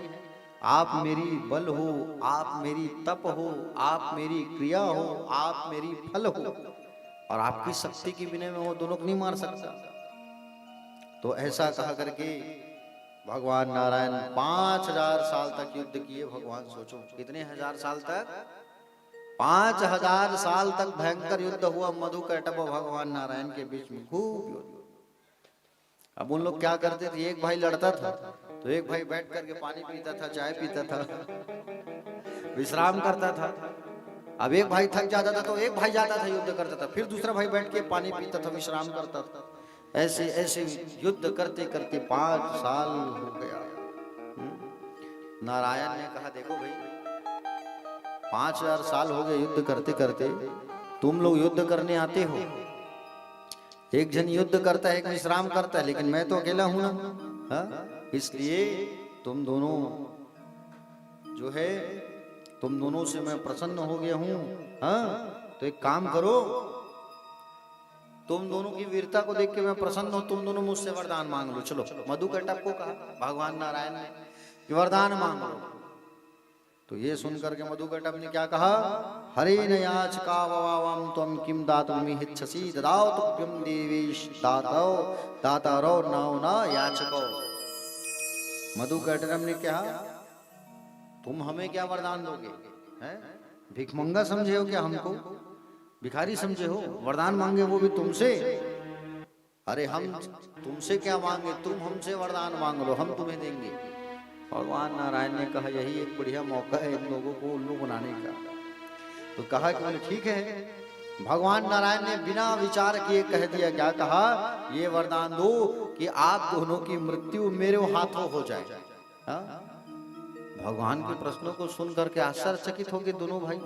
ये कह रहे हैं हम दोनों की मृत्यु मेरे हाथ में हो, अब ऐसा कह देंगे तो मर तो जाएंगे। दिमाग लगाया दोनों भाई ने। दोनों भाई कहाँ रहते हैं, जल में। उसमें पूरा संसार पूरा जल ही जल था, पृथ्वी नहीं थी, जल ही जल था। अब क्या किया जाए, तो इन दोनों भाई ने क्या कहा मुस्कुराते हुए, और जल ही जल है, पृथ्वी तो होगा ही नहीं तो मरेंगे कहाँ। तो ये दोनों ने क्या कहा, ये दोनों ने विचार करके कहा जहां पर जल नहीं रहेगा वहीं हम मरेंगे, चलो। हाँ? जहां पर विचार करते हुए कहा कि बोले ठीक है हम तुम्हें वरदान देते हैं, लेकिन दूसरा क्या, हम तुम्हें ये वरदान देते हैं विष्णु कि जहां पर जल नहीं रहेगा हम वहीं मरेंगे, तुमको वरदान दिया जाओ। भगवान नारायण ने विचार कर लिया कि मैं अपने दोनों जंघा को समुद्र में फैला दिया। अब भगवान नारायण ने अपने जंघा को पूरा समुद्र में फैला दिया। तो जंघा जो है अभी जांग ऐसा मोटा है, अब भगवान नारायण ने ऐसे फैला जब पतला हो गया, पृथ्वी के जैसे दिखने लगा। और उसी पृथ्वी के जैसे जब वो देखने लगा तो उसी पृथ्वी में दोनों को लेटाया, और भगवान ने जैसे दोनों को उठाया और पटका, और सुदर्शन चक्र से मधु और कैटभ के गला को काट दिया। समझ रहे हो ना, मधु कैटभ जो है मारे गए। भगवान नारायण ने अपने चक्कर से दोनों को मार दिया, और संपूर्ण सागर जो है मेद से मतलब रक्त से भर गया। इसी कारण पृथ्वी का नाम मेदिनी पड़ गया। हाँ? इसलिए मिट्टी भी अभक्ष मानी जाती है, नहीं खाया जाता मिट्टी को, क्योंकि दैत्यों का रक्त मिला है, है कि नहीं? हाँ, मिट्टी को इसीलिए नहीं खाना चाहिए। बोलो भक्तवत्सल भगवान की। सौनक आदि महाराज जो सूत जी महाराज से कहने लगे, आप कृपा करके भगवान सुखदेव जी की प्राकट्य की कथा बताइए। व्यास नारायण ने पुत्र प्राप्ति के लिए जगदम्बा की आराधना किया, पहले बताया था ना। तो उनके यहाँ पुत्र कैसे हुआ ये हमको जानना है। तो सूत जी कहते हैं व्यास जी पुत्र प्राप्ति के लिए सुमेरु पर्वत में जाकर के कठोर तपस्या किए हैं व्यास नारायण भगवान। और सुमेरु पर्वत में जाकर के कठोर तपस्या किया। नारद जी के द्वारा दिया गया मंत्र देवी जी का, नारद जी आके कहते व्यास से देवी की आराधना करो, मेरे पिता भी करते हैं, नारायण भी करते हैं। तो पर्वत पर जाकर के इसने एकाक्षर बीज मंत्र का जप करते हुए कठोर तपस्या किया। तपस्या से देवी मैया तो नहीं आई, लेकिन भगवान शंकर आ गए। हाँ, कौन आए? भगवान शंकर जी आ गए और भगवान शंकर आकर के व्यास जी से कहा कि बोले क्या वरदान मांगना है व्यास जी, बोलो मैं तुमको दूंगा। तो व्यास नारायण ने कहा कि बोले प्रभु कल्याणकारी बेटा चाहिए, कल्याणकारी पुत्र चाहिए हमको, कल्याणकारी पुत्र चाहिए। बोले हाँ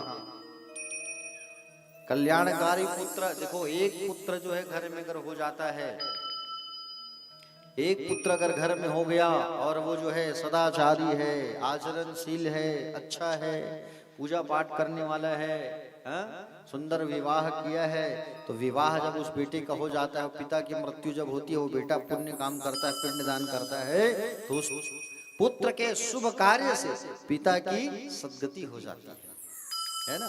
पुत्र किसको कहते हैं, किसको कहते हैं बेटा।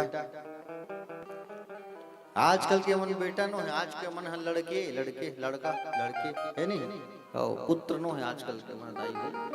पुत्र काला के थे जिन हम पुन्नाम नाम के नर गले पार कराए ओला के थे पुत्र है नहीं। जो पुन्नाम नाम के नर्क से पिता को पार करा दे उसे कहते हैं पुत्र। और लड़के किसको कहते हैं, जो लड़के ले ले है ना, लड़के जो लड़के ले ले, लड़के जो लेते हैं वो है लड़के है नहीं। लड़के लड़ धन के किसको लेते हैं, संपत्ति। कब दाई दादा मरे कब संपत्ति अपन नामकरण है कि नहीं। जो लड़के ले ले वो है लड़के। आजकल के लड़के ही है, पुत्र नहीं है आजकल है, समझ रहे हो नहीं। तो मुझे कल्याणकारी पुत्र चाहिए ऐसा कहे। तो एक दिन की बात है,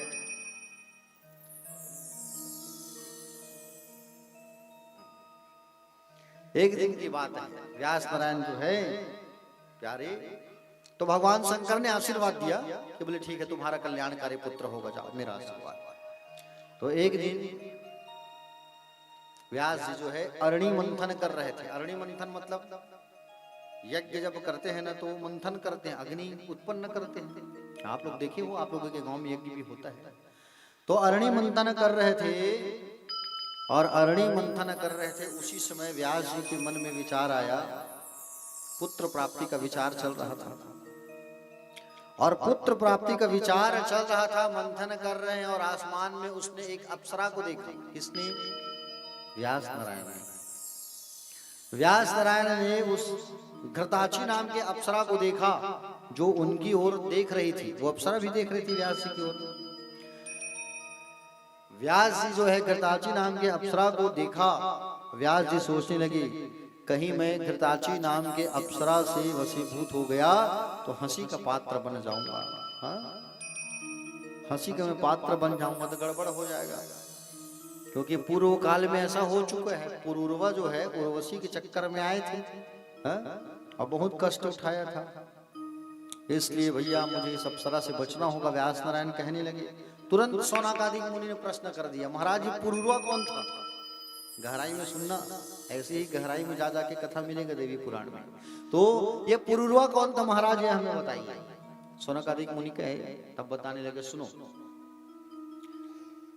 उर्वशी के अधीन ये कैसे हुआ था मैं बता रहा हूं। बृहस्पति को जानते हो ना आप लोग, देवताओं के गुरु। तो बृहस्पति जी की पत्नी का नाम था तारा। क्या नाम था, तारा। एक बार तारा जो है अपने यजमान चंद्रमा के घर गए थे, चंदा के घर। जहां चंद्रमा ने तारा की सुंदरता को जब देखा तो वो आसक्त हो गए और चंद्रमा ने तारा के साथ में विहार किया। अब इधर बृहस्पति देख रहे हैं कब आएगी तारा। जो है एक चेला को भेजा, जा बेटा गुरु माँ को लेके आ। वो नहीं आई। एक बार भेजा, दो बार भेजा, आई नहीं। बृहस्पति स्वयं गए चंद्रमा के पास और जाकर फटकार लगाया, मूर्ख तुमने गुरु पत्नी को अपने घर में रख लिया है, तुम महापापी हो।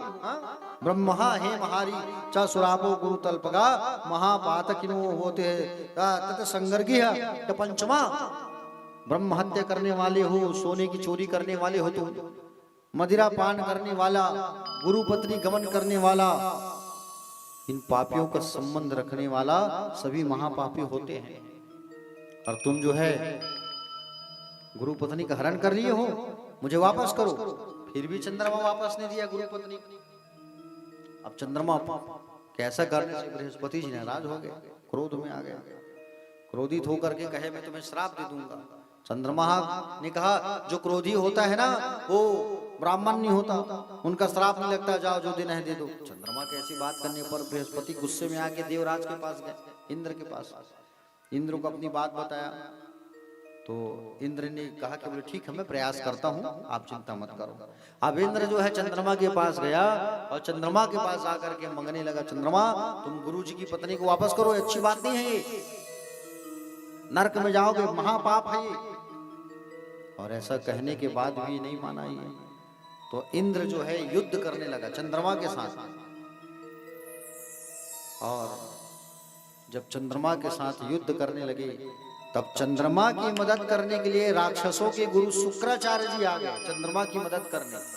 और महाभीषण जब दोनों की तरफ से युद्ध होने लगा तो ब्रह्मा जी खड़े हो गए बीच में। और ब्रह्मा जी उत्पन्न होकर के खड़े होकर के कहे कि बोले तुम दोनों युद्ध को बंद करो। और चंद्रमा को खूब डांट लगाया ब्रह्मा जी ने, चंद्रमा अगर तुम बृहस्पति की पत्नी को वापस नहीं करोगे तो मैं श्रीमन नारायण भगवान विष्णु से कहा करके तुम्हारा समूल जड़ से तुमको नष्ट करवा दूंगा, अब तुम जानो वापस करो। तब चंद्रमा ने तारा को वापस किया।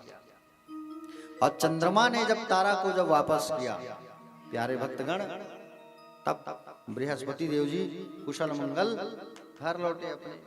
कुछ दिनों बाद तारा गर्भवती थी। तारा का सुंदर एक बच्चा हुआ, बेटा हुआ। बृहस्पति ने पूछा ये बेटा किसका है? तो कहे चंद्रमा का है, चंद्रमा का बच्चा है। बृहस्पति के पास चंद्रमा आया और उस बच्चे को मांगने लगा, मेरा बेटा है। बृहस्पति कहे मेरा बेटा है। तारा से पूछा तो तारा ने कहा चंद्रमा का बेटा है। कहा कि वो कमरे में चली गई। बृहस्पति जी के उस पुत्र को लेकर के चंद्रमा चला गया, क्योंकि वो चंद्रमा का पुत्र था। चंद्रमा वो बालक को लेकर के चला गया और उस बालक का नाम रखा गया बुध। क्या नाम रखा गया? बुध नाम रखा गया। शायद ये कल आधा कथा ये कहीं चैप्टर आया था ऐसा मुझे लग रहा है, बता रहा हूं, अभी याद आ जाएगा आपको।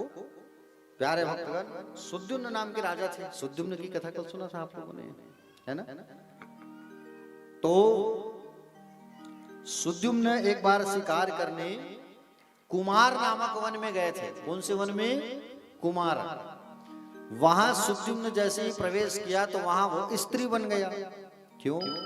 क्योंकि एक बार भगवान शिव और शिवा उस जंगल में आए थे तो सनकादिक मुनि उस जंगल में प्रवेश कर गए थे। तो शंकर भगवान ने उस जंगल को श्राप दे दिया था कि इस जंगल में जो प्रवेश करेगा वो नारी बन जाएगा। अब सुद्युम्न जो है नारी बन गया। हा? प्यारे भक्तगण, सुद्युम्न महाराज जो है स्त्री के रूप में परिणित हो गया और उनका नाम पड़ गया इला। ठीक।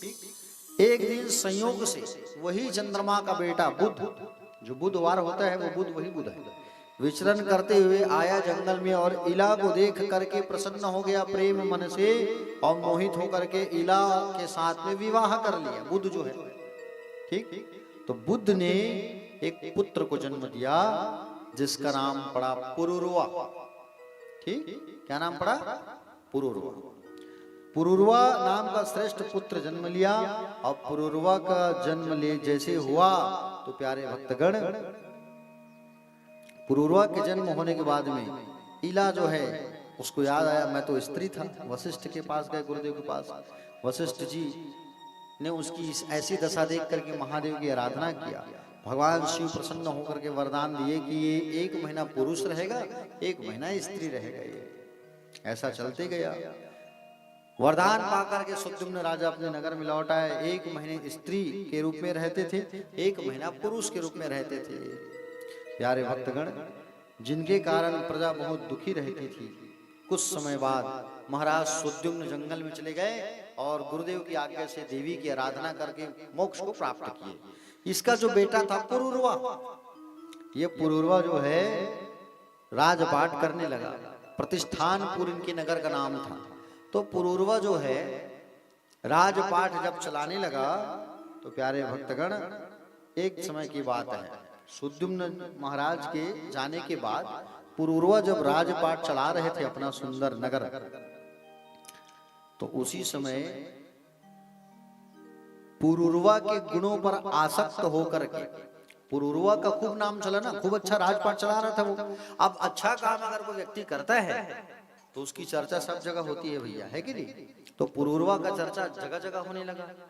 तो पुरूरवा का चर्चा जब होने लगा तो उर्वशी नाम की एक अप्सरा जो है पुरूरवा के गुणों को सुनी, अच्छा है राजा जो है, तो पुरूरवा के ऊपर आसक्त हो गए। उर्वशी ने उससे शादी कर लिया। किससे? पुरूरवा से। तो पुरूरवा और उर्वशी दोनों का विवाह हुआ। तो राजा के सामने इसने 3 शर्त रखा। कितना शर्त रखा? 3 शर्त। पहला शर्त क्या रखा?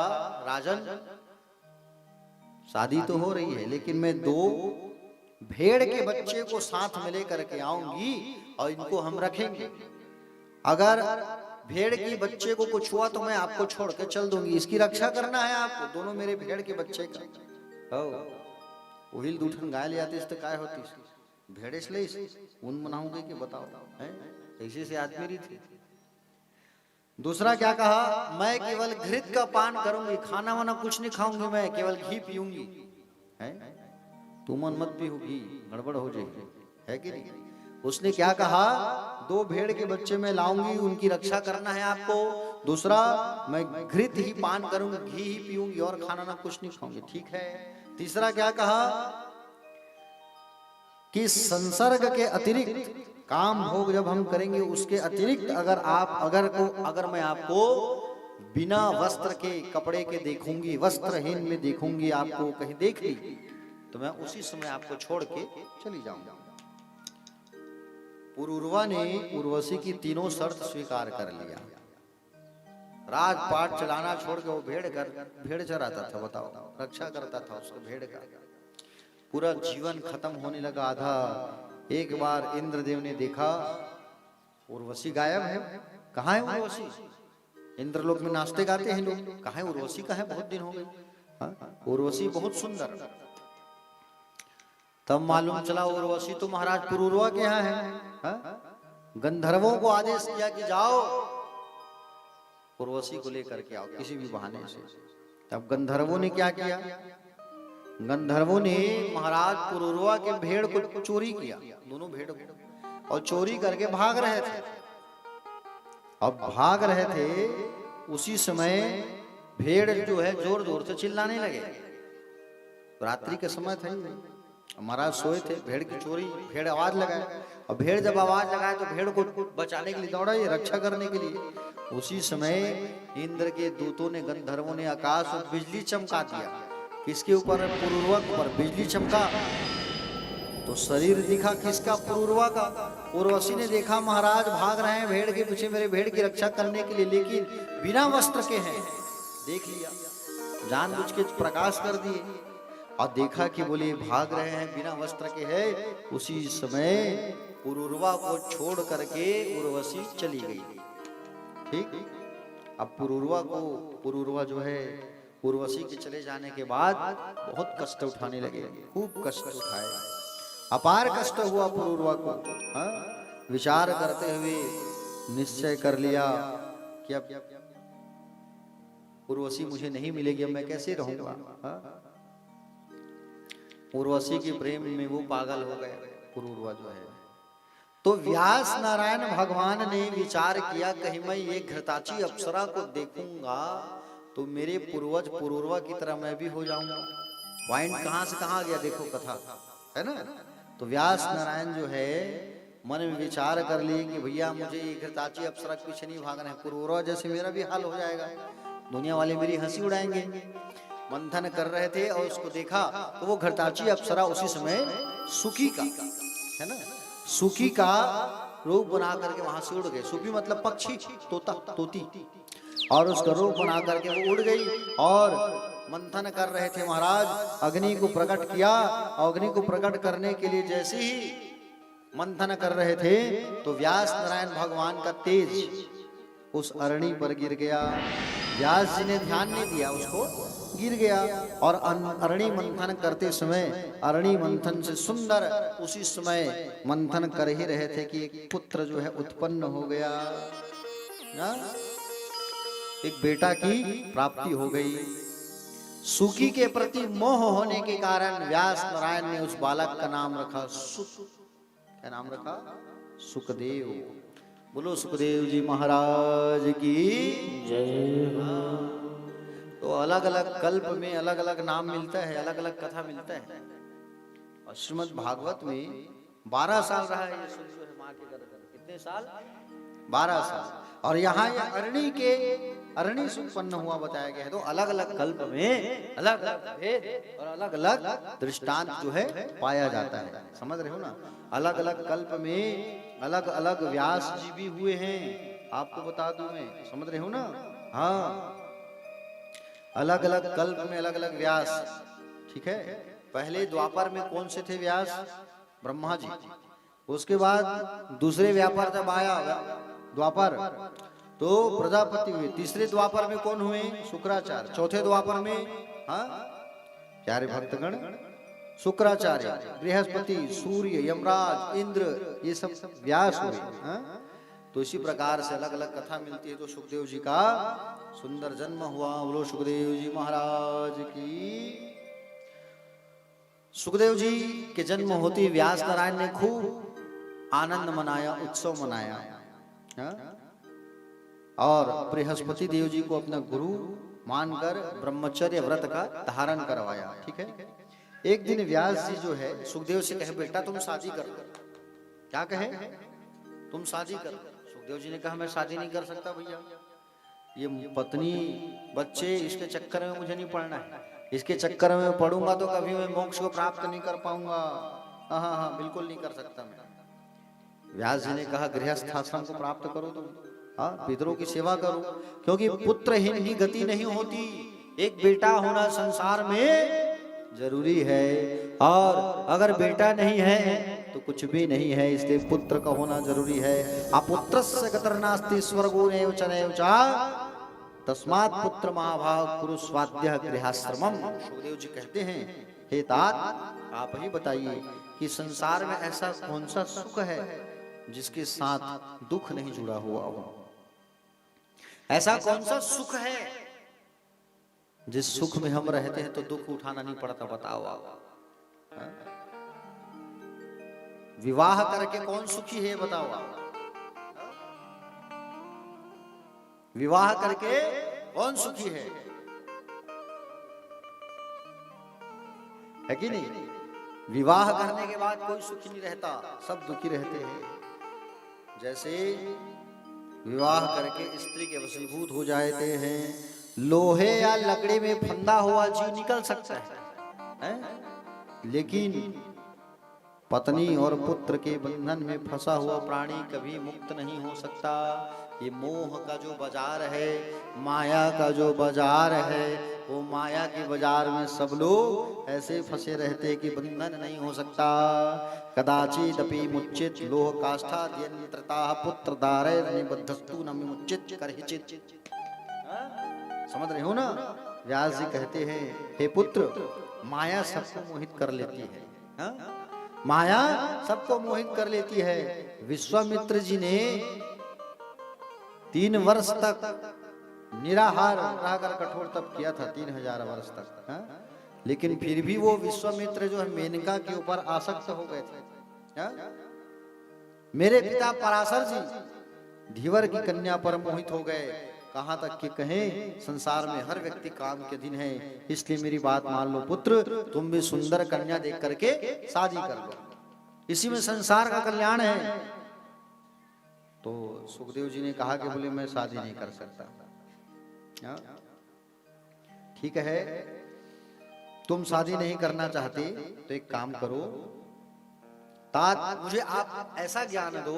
क्या कहने लगे, हे पिताजी आप मुझे ऐसा ज्ञान दो जिससे मैं शोक में ना पड़ूं। तो भगवान सुखदेव कहते हैं, मेरा मन घर संसार में न लगे, ऐसा ज्ञान मुझे प्राप्त कराओ। पुत्र की बात सुन करके कहा, हे पुत्र, तुम मेरे द्वारा रचित श्रीमद् देवी भागवत पुराण का अध्ययन करो तुम। हाँ? तुम जो है देवी भागवत की क्या करो? अध्ययन करो, माँ जगदम्बा की आराधना करो। ऐसा सुंदर कहने लगे। हाँ? तुम माँ जगदम्बा की जब आराधना करोगे तुम, तो जरूर तुम्हारा कल्याण होगा। आइए हम सब जब भी माँ जगदम्बा की आराधना करते हैं, बोलो भगवती मैया की। थोड़ा जय जोर से बुलाना है। हम तो चाय पिया था, कम से कम शक्ति आगे शरीर में है। चलो बोलो भगवती मैया की। आइए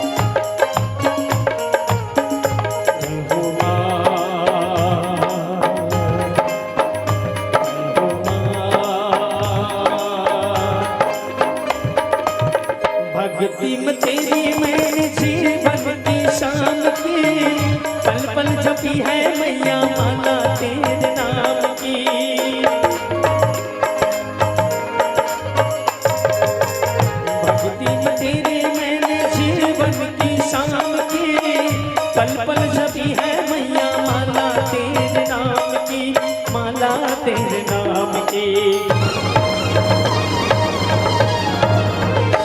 मेरी भक्ति का करके खाया आजा माँ शेरों वाली, तुझे अब से पुकारे तेरा लाल, आजा माँ शेरों वाली। पर तुझ पे मैं पूजा की था, और तुझ पे मैं पूजा की था, पर तुझ पे मैं पूजा की था, और तुझसे मैं पूजा की था।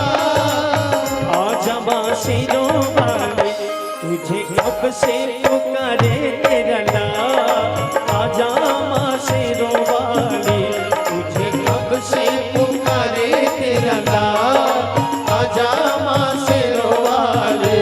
माँ शेरों वाली, आजा महरों वाली, माँ शेरों वाली, आजा महरों वाली। माँ शेरों वाली, आजा महरों वाली, माँ शेरों वाली, आजा महरों वाली।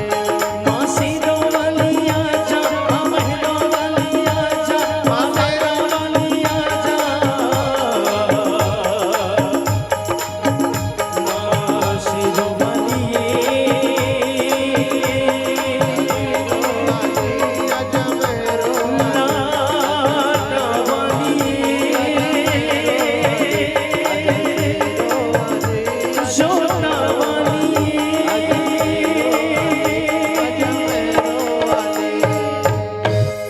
बोल अम्बे मैया की, बोल शीतला मैया की, हरे हरे, महादेव।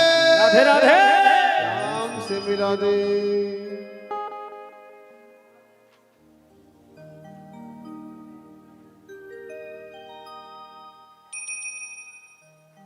चलिए कथा में आ जाते हैं। तो श्री सुत जी महाराज 88,000 ऋषियों को कहने लगे, भैया क्या कहने लगे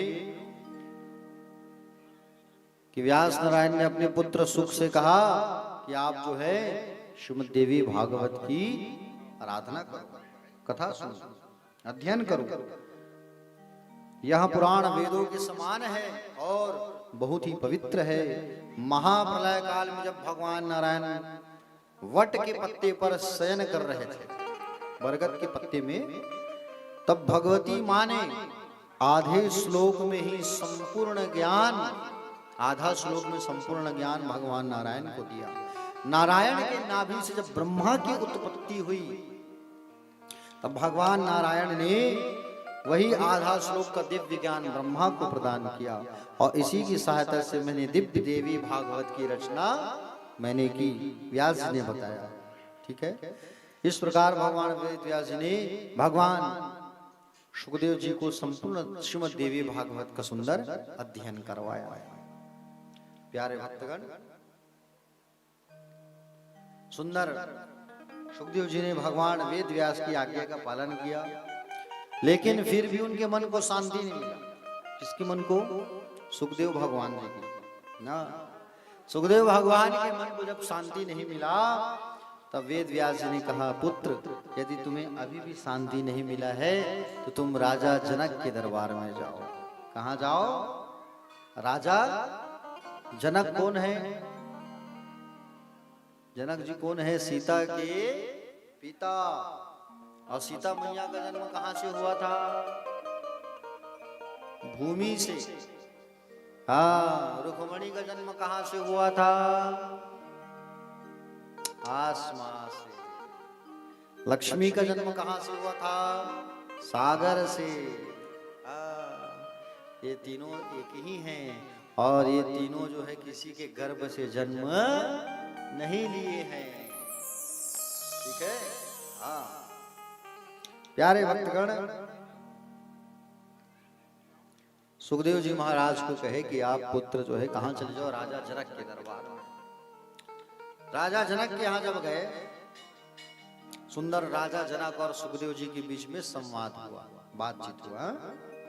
हे महाराज, पिता व्यास जी चाहते हैं कि मैं सभी धर्मों में श्रेष्ठ गृहस्थ धर्मों को स्वीकार करके शादी कर लूं, परंतु मैं इस बंधन में नहीं बंधना चाहता, आप मेरे मन के संशय को दूर करो। जनक जी ने कहा, मोक्ष चाहने वाले ब्राह्मण को चाहिए कि उपनयन संस्कार के बाद सबसे पहले वेद शास्त्र का अध्ययन करके अपने गुरु के पास जाए, वेद शास्त्र का अध्ययन करे, गुरु दक्षिणा दे करके जब वापस लौटे तो शादी करना चाहिए, और शादी करके पुत्र पौत्र पैदा करे, और उसके पश्चात सुंदर न्यायपूर्वक धन इकट्ठा करके उस धन से कुछ अच्छा कार्य करे, दान करे। उसके पश्चात सुंदर जो है वानप्रस्थ आश्रम में जाना चाहिए। वानप्रस्थ आश्रम के बाद चतुर्थ आश्रम जो होता है, वो चतुर्थ आश्रम होता है संन्यास को स्वीकार करना चाहिए। यही वेद का वाक्य है सुखदेव, और यही सत्य है। सुखदेव जी कहते हैं, यदि किसी के चित्त में ज्ञान और वैराग्य हो जाए तो गृहस्थ आश्रम में रहना चाहिए अथवा वन में चले जाना चाहिए। क्या करना चाहिए? ज्ञान वैराग्य की भावना जब आए तब क्या करें? परिवार में तो नहीं हो सकता। तब कहा कि इंद्रियाणि बलिष्ठानि युक्तानि न मानदा अपवक्यस्य कुर्वन्ति विकारस्तान केशः। क्या कहा? इंद्रिया बहुत बलवान होती है। इंद्रिया किसको कहते हैं पता है? ये हमारा रोम, ये हमारा चमड़ी, ये हमारा आंख, ये हमारा मन, ये हमारा जीव, ये हमारा नाक, यही तो इंद्रियां हैं। इंद्रियों का राजा मन। 5 कर्म इंद्रियां और 5 ज्ञान इंद्रियां, जिसका राजा होता है मन। ठीक है? हाँ, जिसका राजा होता है मन। प्यारे भक्तगण, सुखदेव जी से कहे, हे सुखदेव जी, इंद्रियां बलवान होती है, मनुष्य के मन में अनेक प्रकार के विकार उत्पन्न कर देती है। आप किसी मनुष्य को भोजन, भोग और सोने के सुख और पुत्र की इच्छा से संन्यास लेने का मतलब क्या हुआ? इन विकारों के बजाय वह क्या कर सकता है?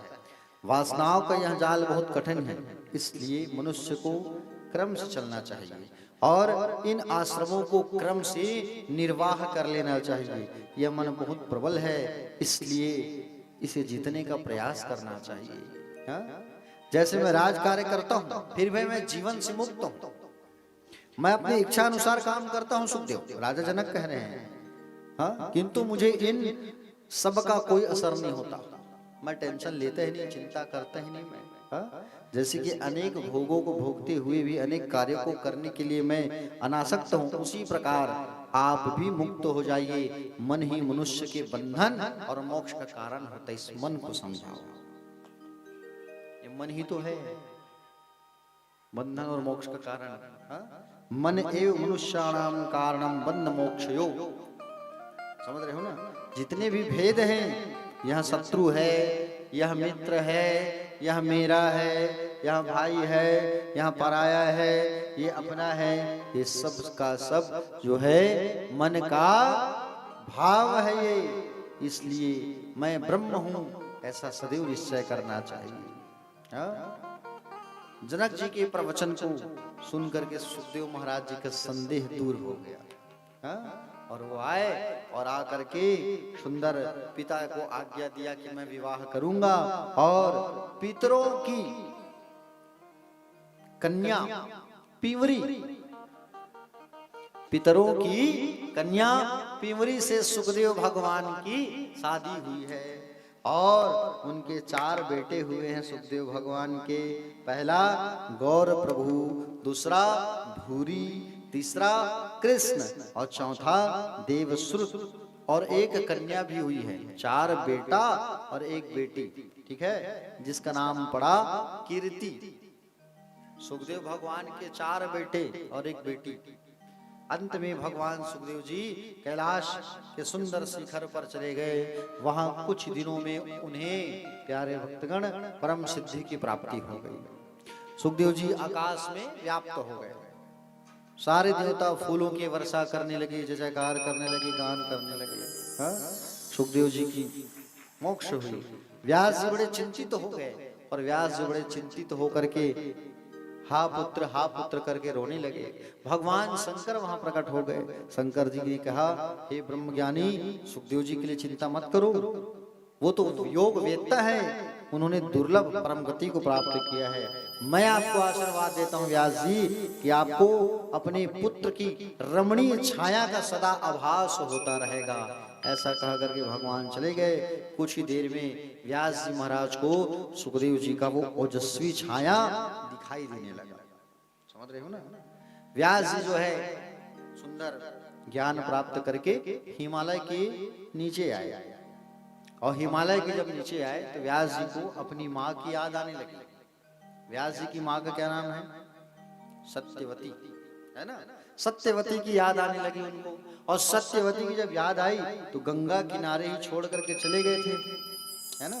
इसलिए तुरंत गंगा के किनारे आए और एक निषाद राज से पूछा, और निषाद ने बताया सत्यवती का विवाह शांतनु महाराज के साथ कर दिया गया है।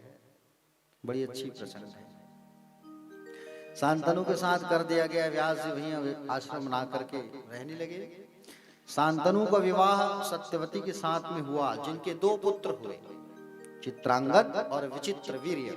ठीक है प्यारे, इनके इससे पहले शांतनु का जो विवाह है वो गंगा मैया के साथ में हुआ था, जिससे भीष्म नामक उनका पुत्र उत्पन्न हुआ था। अतः शांतनु जी के 3 पुत्र हुए, चित्रांगद, विचित्र वीर्य और भीष्म। 3 बेटा हुए शांतनु के। शांतनु के मृत्यु के बाद चित्रांगद को राजा बनाया गया, है ना? एक बात, महाराज चित्रांगद जो है जंगल गए थे शिकार करने, जहां गंधर्व के साथ युद्ध में वो मर गए, चित्रांगद जो है। और चित्रांगद के मरने के बाद भीष्म पितामह ने मंत्रियों से विचार करके छोटे भाई विचित्र वीर्य को राजा बनाया। काशी नरेश की 3 बेटियां थी, जिसका अपहरण किया भीष्म ने। ठीक है, अंबा, अंबालिका और अंबिका, ये 3 पुत्रियों का इन्होंने अपहरण किया। और बड़ी पुत्री अंबा ने राजा साल्व के प्रति वो मोहित थी, तब उसने कहा कि मुझे छोड़ दो महाराज, तो वो साल्व के पास चली गई, लेकिन साल्व ने उनको नहीं स्वीकार किया, छोड़ दिया। प्यारे भक्तगण, भीष्म ने 2 कन्याओं का विवाह विचित्र वीर्य के साथ किया, अपने भाइयों का विवाह। ठीक, विचित्र वीर्य जो है 9 वर्ष तक विहार किए उन दोनों के साथ में, और इतना प्रेम था कि राज यक्ष्मा नाम का एक रोग हो गया, जिससे विचित्र वीर्य की मृत्यु हो गई। मृत्यु के बाद मां सत्यवती को बड़ा तकलीफ हुआ कि कोई संतान नहीं है आगे चलाने के लिए, राजपाट करने के लिए, क्या किया जाए? हाँ? तो पिता की गद्दी को कौन संभाले? भीष्म के पास आकर के सत्यवती ने कहा, बेटा तुम अपने पिता की गद्दी को संभालो और इन भाई की पत्नियों को स्वीकार करो। भीष्म ने जवाब दिया, मां मैंने पिता के सामने प्रतिज्ञा की है कि मैं ना कभी विवाह करूंगा और ना ही मैं कभी राजगद्दी पर बैठूंगा। भीष्म पितामह ने प्रतिज्ञा किया है, इसलिए मैं इस कार्य को नहीं कर सकता। सत्यवती चिंतित हो गई। भीष्म ने कहा, किसी साधु ऋषि का स्मरण करो, याद करो, और उनके द्वारा पुत्र उत्पन्न कराओ।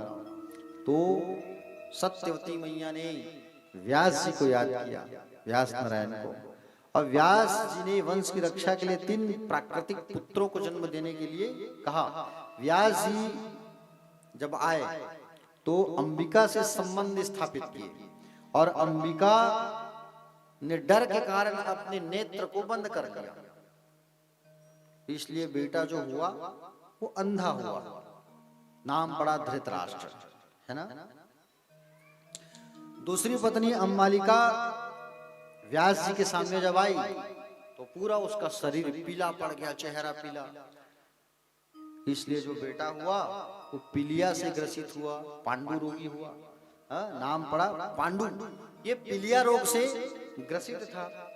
माता के कहने से 1 वर्ष के बाद पुनः अंबालिका से उन्होंने एक पुत्र को जन्म दिया, लेकिन इस बार अंबालिका जो है, अंबालिका सामने नहीं आई, दासी को भेज दी। तो दासी जब सामने आई तो व्यास के तेज से एक पुत्र उत्पन्न हो, नाम पड़ा विदुर। क्या नाम पड़ा? विदुर। विदुर जो है कोई साधारण नहीं था प्यारे। विदुर दासी का बेटा बन करके जरूर आया है, लेकिन ये तो स्वयं धर्मराज थे, युधिष्ठिर थे, धर्मराज, यमराज थे। मांडव्य नाम के एक ऋषि थे, और मांडव्य नाम के एक ऋषि थे तो ये अपने आश्रम में समाधि में बैठे थे, तपस्या कर रहे थे। उस नगर के राजा के यहाँ 3 चोर चोरी करने गए। अब 3 चोर जब चोरी करने गए, राजा के सिपाही भाग दौड़ाने लगे इनको, ये चोर भागने लगे। ये चोर भागते भागते कहाँ पहुंच गए? मांडव्य के आश्रम में घुस गए। आश्रम में जब घुसे तो राजा के सिपाही इनको चोर समझ करके उठा लिए। इनको उठा लिए, चोर समझ करके इनको उठा लिए और उठा करके मांडव्य ऋषि को भी चोर है ऐसा कहा करके उठा करके ले आए। और उठा करके जब ले करके आए तो राजा ने बोले इन तीनों के साथ में मांडव्य को भी चोर समझ करके फांसी में लटका दिया। 3 चोर तो मर गए लेकिन वो नहीं मरा, मांडव्य। राजा ने कहा भैया उतारो उतारो, इसको गड़बड़ हो जाएगा, ये संत है महात्मा है, श्राप देंगे गड़बड़ हो जाएगा। उसको नीचे उतारे। महाराज आप कौन हो, क्षमा कर दो, आपको सूली में लटकाने का दर्द हमने आपको दे दिया महाराज, तकलीफ हो गया। मां बोले क्षमा करो महाराज। मांडव्य ने कहा बोलिए तुम्हारी गलती नहीं है, इसमें तो यमराज की गलती है। यमराज को मैं जाके उससे न्याय मांगूंगा, मुझे सूली में लटकने का दर्द क्यों दिया गया। और वो चलेगा यमराज के पास तत्काल, और यमराज के पास जा करके उनसे न्याय मांगा। बताओ यमराज, बोलो सूली में लटकने का दर्द मुझे क्यों दिया गया, बोलो तुम। यमराज चिट्ठा खोला तब बताया भैया तुम छोटे थे, 3 से 4 छोटे छोटे चींटियों को तुमने मसल मसल के मारा था। चाटी मल्ला मारे रही सी तेकर वर्ष सूली में लटके के दर्द मिली 16 मांडव्य को। तो मांडव्य ने कहा कि बोले तुमने गलत मेरे साथ न्याय किया महाराज, मैं छोटा था और बचपने में किया गया कार्य जो है भूल कहलाता है, और उसमें तो ईश्वर के ही रूप होता है बच्चा जो है, परमात्मा का ही स्वरूप होता है। तुमने गलत न्याय किया है मेरे साथ, जाओ मैं तुम्हें श्राप देता हूँ। क्या श्राप देता हूँ? तुम्हारा निम्न जाति में जन्म होगा।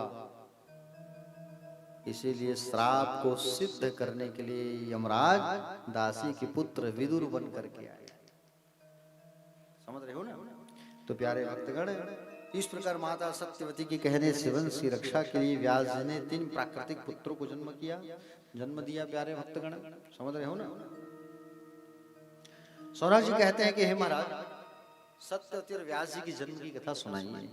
ये सत्यवती का जन्म कैसे हुआ है और व्यास जी का जन्म कैसे हुआ था, इस कथा को सुनाइए आप। बड़ी अच्छी प्रसंग है, ध्यान से सुनना, ठीक है। सौनक आदि ऋषियों से सूर्य महाराज कहते हैं कि एक उपरीचर नाम के एक राजा थे। क्या नाम था? उपरीचर। ये उपरीचर राजा ने इंद्र का तपस्या किया। इंद्र प्रसन्न होकर के इसको एक विमान दिया, जाओ उस विमान बैठ के तुम ऊपर घूमते रहोगे ऊपर। तो उपरीचर नाम पड़ा इनका। इसकी पत्नी का नाम था गिरी। क्या नाम था? गिरी। 5 पुत्र हुए इनके। कितने पुत्र हुए? एक बार वही उपरीचर की पत्नी ने अपने पति से पुत्र की कामना की। अब पुत्र की कामना जब किया तब उनके पितरों ने उनसे कहा कि हे राजन, हमारे लिए मृग को मार करके लाओ, हिरण मार करके लाओ जंगल से। राजा ने अपनी पत्नी को उसी स्थिति में छोड़ दिया। पिता की आज्ञा मानने के लिए राजा जंगल चले गए। हिरण का शिकार कर रहे हैं और चले आए, लेकिन मन जो है काम वासना में ही लगा था, जिससे उसका तेज निकल गया। उपरीचर राजा का तेज निकला, स्पीड से तेज स्खलित हुआ। तो बरगद के पत्ते में, बरगद का जो पत्ता है उसमें दोना बनाया। दोना में उस तेज को रख करके एक पक्षी को बुला करके उसने कहा उपरीचर ने कि जाओ तुम इसे मेरी पत्नी को दे देना, जाओ। अब चोंच में दबा करके वो उड़ गया। ठीक है, पक्षी मतलब वो बाज ही था वो। अब वो बाज जो है जा रहा था, मार्ग में एक और बाज मिल गया, दोनों लड़ाई चालू हो गया। दोनों में पकड़ा है चोंच है। अब वो आकाश में उड़ गया, लेकिन वो कहाँ गिर गया? जमुना नदी में गिर गया, जमुना जी में। और उसी समय अद्रिका नाम की एक अप्सरा। कौन से नाम की अप्सरा? अद्रिका नाम की अप्सरा जो है जल क्रीड़ा कर रही थी। उसकी दृष्टि एक ब्राह्मण पर पड़ी जो संध्या वंदना कर रहे थे। उसने चुपचाप जाकर ब्राह्मण के दोनों पैर पकड़ लिए। ब्राह्मण ने क्रोध में आके कहा, तुमने मेरे ध्यान को भग्न किया है, विघ्न डाला है, इसलिए मैं श्राप देता हूँ। अप्सरा अद्रिका, तुम मछली बन जा। मछली बनने का श्राप दे दिया उसको। अब मछली बन गई वो अप्सरा जो है, अब मछली हो गई। और यहाँ दोनों बाज जब लड़ रहे थे तो दोनों का जो तेज है वो यमुना में गिर गया। उसी समय वो यमुना में जब गिरा तो मछली जो है अप्सरा मछली उपी गई। अब मछुआरा लोग जाल डाले, मछली फंसी, मछली ला के चीरे पेट को तो सुंदर 2 जुड़वा संतान निकला मछली के गर्भ से, एक बालक और एक बालिका। ठीक है, एक बालक और एक बालिका निकली। मछुआरा ने दोनों संतान को ले जाकर राजा को सौंप दिया। राजा ने पुत्र को अपने पास रख लिया, लेकिन उस कन्या को नहीं रखा। कहा, जाओ तुम लोग इसका पालन पोषण करना जाओ। नाम हुआ मत्स्योदरी। ठीक है, क्या नाम हुआ? मत्स्यगंधा। मछली के गर्भ से निकली थी कन्या जो है, तो मत्स्यगंधा नाम पड़ा उस कन्या का। महाराज ने तो बेटा का तो रख लिया, बेटी को दे दिया, निषाद लोगों को जाओ पालन करना। एक बार अब उस कन्या का पालन पोषण करके उनको सुंदर बड़े के निषाद राज लोग। एक बार की बात है, पराशर मुनि तीर्थ यात्रा करते करते यमुना तट पर पहुंचे और वहां निषाद जो रहते थे, निषाद से कहा कि भैया नाव में पार कराओ मुझे। तो निषाद ने अपनी बेटी मत्स्यगंधा को कह दिया, जाओ तुम जो है ये महाराज जी को, पराशर ऋषि को नाव पार कराओ बेटा, जाओ। अब वो कन्या जो है नाव चलाने लगी, पराशर मुनि बैठे हैं। पराशर मुनि को नाव में बैठाया। पराशर मुनि उनकी सुंदरता को देख करके मोहित हो गए और निवेदन किया कि मैं आपके साथ काम भोग करना चाहता हूँ। मत्स्यगंधा ने कहा, महाराज मेरे शरीर से मछली की बदबू आ रही है, मेरे शरीर से मछली की बदबू आ रही है। आप लोग मुझसे घृणा करते हैं और आप मुझसे संबंध बनाना चाहते हो। संबंध तो बराबर वालों से बनाना चाहिए, रिश्ता तो बराबर वालों से जुड़ता है। मेरे शरीर से मछली की सुगंध आ रही है। कितने लोग खाते हो मछली? हाथ उठाओ, ईमानदारी से बताओ, कौन कौन खाते हो मछली? चलो,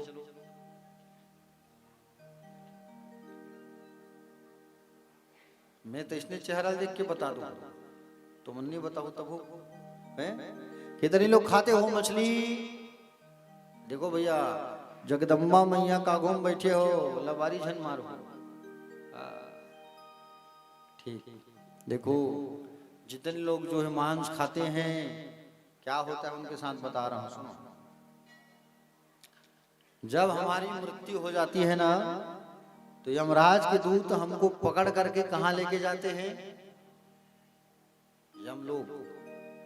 और नरक में एक कुंभी पाक नाम का नरक होता है। कुंभी पाक बहुत बड़ा कढ़ाई होता है, उसमें बहुत बड़ा कढ़ाई, गरम गरम तेल जो है खोलते रहता है और गरम गरम तेल खोलते रहता है। यम के दूत पूछते हैं, तुमने कभी मांस खाया?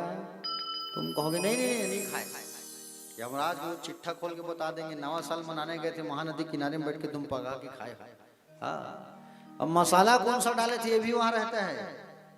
MDH डाले थे कि ओरेश के 1 रुपया घरगुल में काम चलाए हो, सब लिखा रहता है, समझ रहे हो नहीं?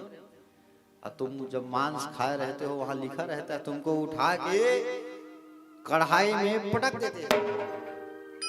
अब सोचो, सब्जी बनाते हो तो तेल छिटकता है, कितना दर्द होता है, और कौन गरम गरम तेल में डुबा के निकाले कैसे लागे, है नहीं? और जितने जीव को हम मार करके खाते हैं वो सब ऊपर देखते रहते हैं कि ये कब ऊपर आए तो हम कब इससे बदला ले।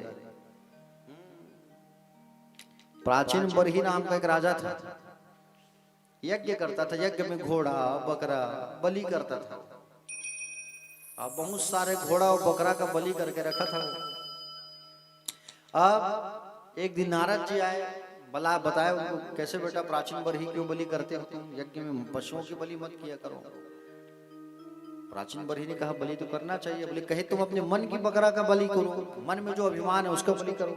एक बार तुम ऊपर उठा करके देखो चेहरा, ऊपर देखा प्राचीन बरही ने तो जितने हाथी, जितने घोड़ा, बकरा सब बड़ा बड़ा आंख करके देख रहे हैं कब तू ऊपर आए तो कब तुझे काट के खाए हम लोग। तो इसलिए कभी मांस नहीं खाना चाहिए। जो मांस खाता है उनके हाथ से भगवान कन्हैया या भगवान शंकर, भगवान नारायण भोग स्वीकार नहीं करते हैं। तो कितने लोग खाते हो कभी कभी? माता राम देखा थे तो मुझे शक हुआ थे, दमान को तो देखा थे, दमान हाथे तो एक आध बार जो है ठीक दमान संकल्प करहूं के और भिंडरी मूल संकल्प करा दे गुरुदेव जते पहली जन रही तब छोड़ू इसी की मुझे हो संकल्प कराहूं तो बोलो भक्त वत्सल भगवान की। वैसे हमारे साथ जितने टीम में जुड़े हुए हैं सब जो है सब चीज से दूर है, ऐसा कुछ नहीं है ना, क्योंकि कथा से जुड़े हुए हैं तो कथा को जीवन में अगर नहीं उतारे तो कोई मतलब नहीं। तो प्यारे भक्तगण मांस आदि से हमको दूर रहना चाहिए। तो मत्स्य गंधा ने कहा कि मेरे शरीर से तो खूब बदबू आ रही है। तो मत्स्य गंधा से कहा तुम चिंता ना करो, मैं तुम्हारे शरीर से जो निकल रहा है दुर्गंध उसको मैं अपने तपोबल से दूर कर दूंगा और तुम्हारी शरीर से जो सुंदर सुगंध निकलेगा वो 1 योजन तक फैला रहेगा। आज से तुम मत्स्य गंधा नहीं बल्कि योजन गंधा के नाम से जानी जाओगी, ऐसा कह दिया। पुनः पराशर जी ने प्रार्थना किया मत्स्य गंधा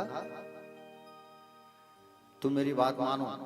तब कहा कि देखो हे मुनि श्रेष्ठ, यदि मैं आपके साथ संसर्ग करूंगी तो उसके पश्चात मैं अपने पिता को क्या उत्तर दूंगी ये बताओ आप। पराशर जी ने कहा देवी आज तक मेरे मन में किसी के प्रति वासना नहीं आई है, उर्वशी आदि अप्सराओं को देख करके भी मेरे मन में कोई बात नहीं आई है, तो तुम्हारे प्रति कैसे जागृत हो गया ये मुझे समझ नहीं आ रहा है। मैं तुमसे वादा करता हूँ कि तुम्हारा जो पुत्र होगा मेरे अंश से वो कोई साधारण बालक नहीं, वो नारायण का अंश होगा, नारायण का पुत्र होगा और तुम्हारे माता पिता इस बात को कभी नहीं जान पाएंगे।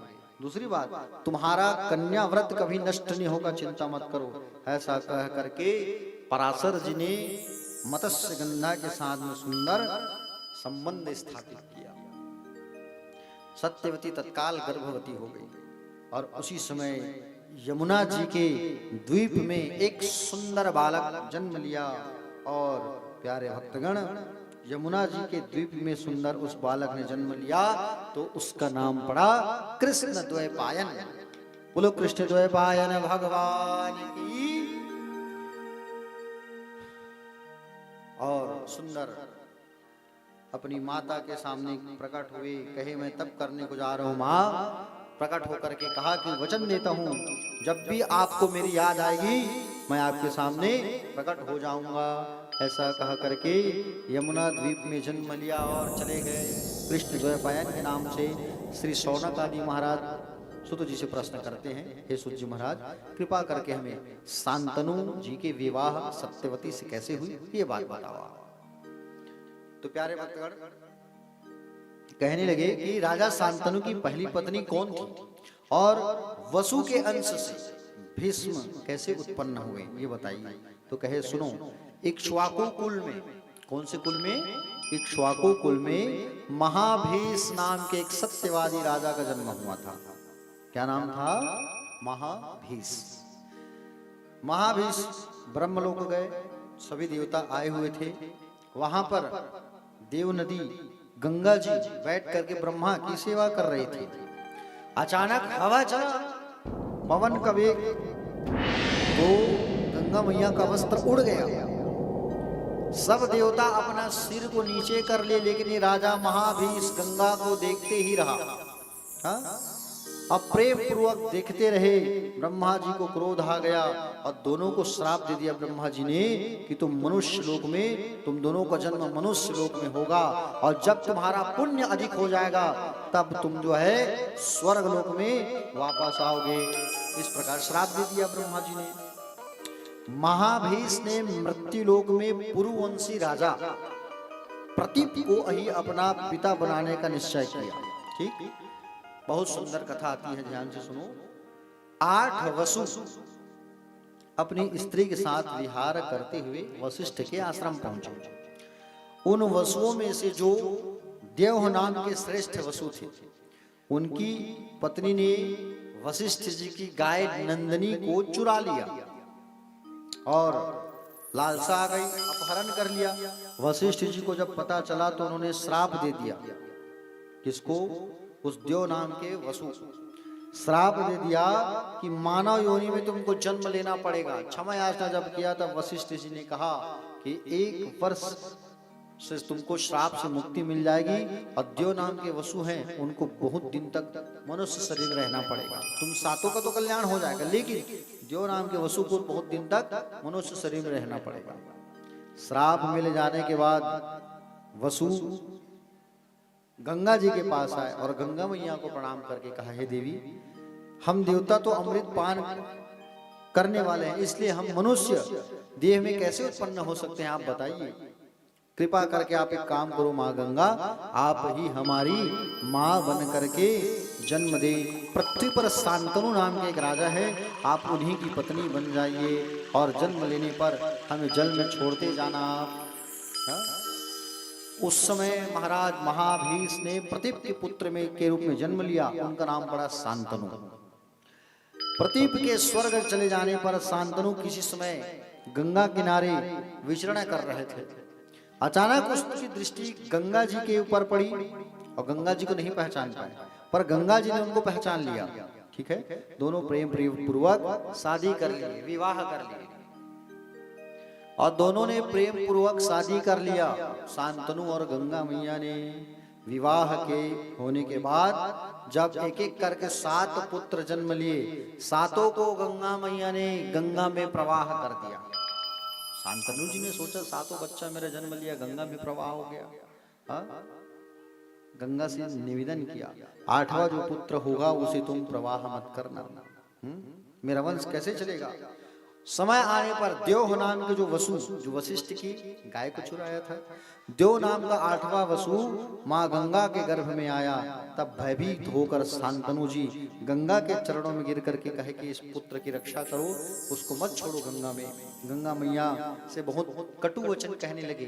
तो गंगा मैया ने कहा, मैंने तुमसे कहा था कि तुम जिस दिन कटु वचन कहोगे उस दिन मैं तुम्हें छोड़ करके चली जाऊंगी, और आज तुमने कटु वचन कहा, मैं तुम्हें छोड़ करके चली जा रही हूँ। 8वां पुत्र जो था उसको लेकर के चली गई मैया जो है, समझ रहे हो ना, वन की ओर चली गई। महात्मा वशिष्ठ ने प्राचीन काल में 8 वसुओं को श्राप दिया था कि मनुष्य देह में जन्म लेना पड़ेगा। वे 8 वसु मेरे पास आए थे और माँ बनने के लिए मुझे प्रार्थना किया था। मैं वरदान देकर के आपकी पत्नी बनी और आपका कार्य सिद्ध हो चुका। 7 वसु तो पुत्र बनकर ऋषि श्राप से मुक्त हो गए। 8वां वसु आपके पुत्र के रूप में कुछ दिन तक विद्यमान होगा, और वही बड़ा होकर के क्या कहलाया, गांगेय कहलाया। और अब मैं इसको लेकर के जा रही हूँ, युवा होने पर आपको दे दूंगी। ऐसा कहकर के गंगा मैया 8वें पुत्र को लेकर चली गई। समझ रहे हो ना, बालक को लेकर के माँ गंगा अंतर ध्यान हो गई। कुछ समय बीतने पर शांतनु जंगल गया शिकार करने के लिए। नदी किनारे सुंदर एक बालक को बहुत सारा धनुष खींच करके बाण को तोड़ते हुए देखा उसने। शांतनु ने आश्चर्यचकित होकर उस बालक को देखने लगा। शांतनु ने जैसे पूछा कि तुम कौन हो, यह बालक अंतर ध्यान हो गया। हाँ? उसी समय गंगा मैया उस पुत्र को लेकर के आई और कहा, राजन ये आपका 8वां पुत्र है। 7 पुत्र को जल में प्रवाह कर दिया था मैंने, यह 8वां पुत्र आपका पुत्र है। अब मैं इस पुत्र को आपको सौंपती हूँ। ऐसा कह करके वो वहां से चली गई गंगा मैया जो है। हाँ? प्यारे भक्तगण, 8 वसुओं के जन्म और गंगा जी की उत्पत्ति की कथा सुंदर कहने लगे। प्यारे भक्तगण, सुध जी कहते हैं, शांतनु जब 4 वर्ष तक भीष्म के साथ सुख पूर्वक रह रहे थे, 8वें बालक जो गांगेय बना वही भीष्म कहलाया, भीष्म पितामह। ठीक है, शांतनु 4 साल तक उस बेटे के साथ रहे। ठीक, एक बार जंगल में शिकार करने गए और बहुत प्यारी सुगंध आ रही थी जंगल में। सुगंध को सूंघते सूंघते वो गए तो योजन गंधा के पास पहुंच गए, मत्स्य गंधा के पास। और उनके पास पहुंच करके सुंदर देखा कि तो दिव्य स्त्री के शरीर से सुगंध आ रहा है। देवी तुम कौन हो? उन्होंने कहा मैं निषाद की कन्या हूं महाराज। राजा शांतनु ने कहा मैं तुमसे विवाह करना चाहता हूं, मेरी और कोई दूसरी पत्नी नहीं है। तब इसने कहा जब तक मेरे पिताजी आज्ञा नहीं देंगे तब तक मैं आपसे शादी नहीं कर सकता, मेरे पिता के पास जाओ। शांतनु निषाद से कहे मैं आपकी बेटी से शादी करना चाहता हूं महाराज। निषाद ने कहा एक शर्त है, ये तो अच्छी बात है, हमारी सौभाग्य की बात है कि आप मेरी बेटी से शादी करोगे, लेकिन एक शर्त। क्या शर्त? मेरी कन्या से जो उत्पन्न होगा बेटा वही राजा बनना चाहिए। तस्या पुत्रो महाराज तदंते पृथ्वीपति।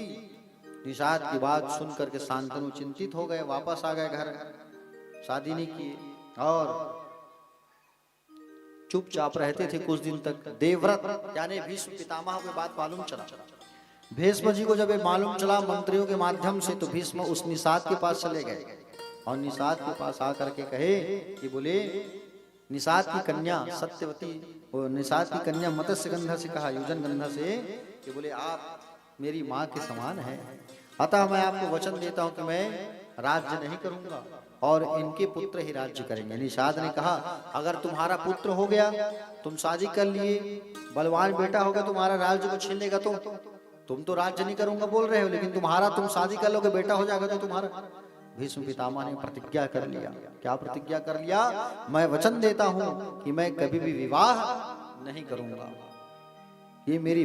ठीक है प्यारे भक्तगण, 2 पुत्र हुए, चित्रांगद और विचित्रवीर्य। समय के साथ वो दोनों मृत्यु को प्राप्त हो गए।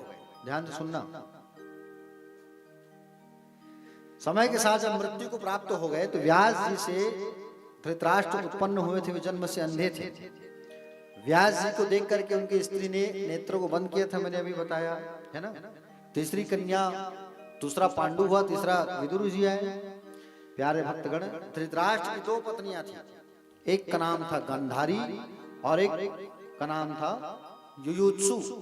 2 पत्नियां थी धृतराष्ट्र की, गांधारी और युयुत्सु। गांधारी ने 100 पुत्रों को जन्म दिया और युयुत्सु ने 1 पुत्र को जन्म दिया, है ना। इधर पांडु की पत्नी कुंती कुमार अवस्था से ही अपने पिता के घर से सूर्य भगवान के समान सुंदर पुत्र को जन्म दिया। बाद में कुंती का विवाह पांडु से संपन्न किया गया था। तो प्यारे भक्तगण, एक बार पांडु जंगल में शिकार करने गए थे। पांडु और कुंती की विवाह की कथा सुन रहे हो आप। एक बार पांडु जो है जंगल गया था शिकार करने के लिए। वहां पर प्यारे भक्तगण मृग समझकर रमण कर रहे मुनि और मुनि की पत्नी जो रमण कर रहे थे उनको हिरण समझ करके बाण मार दिया। पांडु जो है दोनों विहार कर रहे थे। मुनि ने क्रोध में आकर के श्राप दे दिया, आज रमण करते ही हमारी मृत्यु हो गई, वैसे ही तुम भी कभी अपनी स्त्री के साथ। कुंती एक बार वन में रहते रहते पांडु ने कुंती से कहा, बोले हे कुंती, तुम ऐसे किसी संत के पास जाओ जो मंत्र दे और जिससे तुम्हारा मंत्र से पुत्र पैदा हो जाए। तब कुंती ने कहा कि एक बार मैं दुर्वासा के पास गई थी और दुर्वासा मुनि ने मुझे मंत्र सिद्ध मंत्र प्रदान किया था। कौन से ऋषि ने? दुर्वासा मुनि ने। किसको? कुंती को। ध्यान से सुनना। पांडु से कहते हैं कि दुर्वासा जी मुझे सिद्ध मंत्र दिए थे, मुझे याद है, और जिसके प्रभाव से जिसको मैं आवाहन करूंगी वो मेरे सामने प्रकट हो जाएंगे। तो पति की आज्ञा लेकर के कुंती ने उसी मंत्र का ध्यान करके आवाहन किया। किसका? धर्मराज का। तो धर्मराज का जब आवाहन किया, स्मरण किया, तो धर्मराज के सहयोग से युधिष्ठिर का जन्म हो गया कुंती के गर्भ से। वायु को जब ध्यान लगाया तो वायु के द्वारा जन्म हो गया किसका? भीम का। इंद्र के द्वारा इंद्र का आवाहन किया तो इंद्र के द्वारा जन्म हो गया किसका? अर्जुन का। ठीक। 1 वर्ष के बाद कुंती ने 3 महाबली पुत्रों को जन्म दिया, युधिष्ठिर, भीम और अर्जुन। ठीक है प्यारे भक्तगण, मंत्र को कुंती ने माद्री को दिया, तुम भी रटो इस मंत्र को, और जो देवता का नाम आए तुम्हारे दिमाग में उसका स्मरण करो। तो अश्वनी कुमार को याद किया माद्री ने, तो 2 पुत्र और जन्म लिए, नकुल और सहदेव। ठीक। एक बार पांडु राजा जो है कामातुर हो गया ये, और कामातुर होकर के माद्री को पकड़ने के लिए दौड़ा जंगल में, और जैसे ही माद्री को पकड़ा संसर्ग करने के लिए, उसकी मृत्यु हो गई पांडु की। अब पांडु की मृत्यु हुई तो उसके साथ में माद्री भी सती हो गई। दोनों बच्चों को कुंती को सौंप दिया, और कुंती जो है अब 5 बच्चों को लेकर के हस्तिनापुर आई और उनका पालन पोषण करने लगी। कालांतर में 5 पांडवों का विवाह द्रौपदी के साथ में हुआ। अर्जुन का एक विवाह भगवान कृष्ण की बहन सुभद्रा के साथ हुआ, जिससे अभिमन्यु हुआ। अभिमन्यु महाभारत के युद्ध में मारा गया, उसकी पत्नी उत्तरा के गर्भ से महाराज परीक्षित का जन्म हुआ था, है ना प्यारे भक्तगण। युद्ध में 100 पुत्रों की मृत्यु का समाचार मिलने पर धृतराष्ट्र बहुत दुखी हुए, और महात्मा विदुर उनको लेकर जंगल चले गए। समझ रहे हो ना। कुरुवंश के विनाश होने के बाद दुर्वासा के श्राप के प्रभाव से सभी यादव यदुवंशी मारे गए। भगवान श्री कृष्ण बाण का बहाना लेकर के परम धाम को चले गए। प्यारे भक्तगण, भगवान के परम धाम मार्ग जाने के बाद अर्जुन जब लौट रहे थे तो रास्ते में ही कोल भीलु ने उनको लूट लिया, उनकी शक्ति छीन हो गई। 36 वर्षीय परीक्षित को सिंहासन पर बैठाया गया। ठीक है, और 5 पांडवों ने द्रौपदी के साथ स्वर्गारोहण किया, स्वर्ग चले गए। परीक्षित जी राजपाट चलाने लगे। परीक्षित जब 60 वर्ष के हो गए तब शिकार करने जंगल गए। एक बार शिकार करने जंगल गए, तब क्या देखा, भूख प्यास लगी तो समीक महाराज के आश्रम में चले गए, पानी मांगने लगे। समीक महाराज ध्यान में बैठे हुए थे, पानी नहीं दिए तो परीक्षित जी ने मरे हुए सांप को उनके गले में डाल दिया, चले आए। और प्यारे भक्तगण, उसी समय संत के जो पुत्र थे, क्या नाम था, गविजात, वो तो दूसरे कल्प में श्रृंगी हुए। उस कल्प में गविजात ने परीक्षित को श्राप दिया कि आज से ठीक 7वें दिन बाद तुम्हारी मृत्यु हो जाएगी। तक्षका सप्तरात्रंतम दशत पापत पुरुषम। परीक्षित जी को बात मालूम चला मेरी मृत्यु होने वाली है, तब क्या किया, मंत्रियों से सलाह करके 7 तल वाला तलघर, 7 तल वाला इसने क्या किया, अपने लिए राजभवन बनवाया और मंत्री के साथ उसमें चढ़ गए। उस महल में, 7 तल वाले महल में हवा भी प्रवेश नहीं कर सकता था, सांप तो दूर। ऐसा महल भवन बनवाया अपने लिए परीक्षित ने, और 7 भवन में रहने लगा। प्यारे भक्तगण, वहां रहने लगा और एक एक दिन को गिनने लगा। तक्षक नाने के लिए वहीं एक ब्राह्मण कश्यप आ रहे हैं, ब्राह्मण को रूप लेके कश्यप ऋषि, दोनों मार्ग में मिले। तक्षक ब्राह्मण का रूप बना के आ रहा था। जा रहे हो भैया, कौन हो, मैं डसने जा रहा हूँ। तुम कौन हो, मैं कश्यप ऋषि। अच्छा, दोनों ने अपनी अपनी शक्ति का प्रदर्शन किया। हरे भरे वृक्ष को जब वो डस दिया तो सूख गया। कश्यप ऋषि ने जल उठा करके जल डाला तो वो हरा भरा हो गया। क्यों जा रहे हो तुम उसकी रक्षा करने, बोले राजा पैसा देगा। तो मैं तुम्हें पैसा दे रहा हूँ, तुम यहाँ से लौट जाओ और मुझे राजा परीक्षित डसने दो। तो बहुत सारा पैसा दे करके उनको विदा कर दिया। और ये नागराज तक्षक जो है ब्राह्मणों का वेश बना करके आया। प्यारे भक्तगण, जब उनको ब्राह्मण का रूप बना करके आया तक्षक, तो उनको घुसने नहीं दिया गया।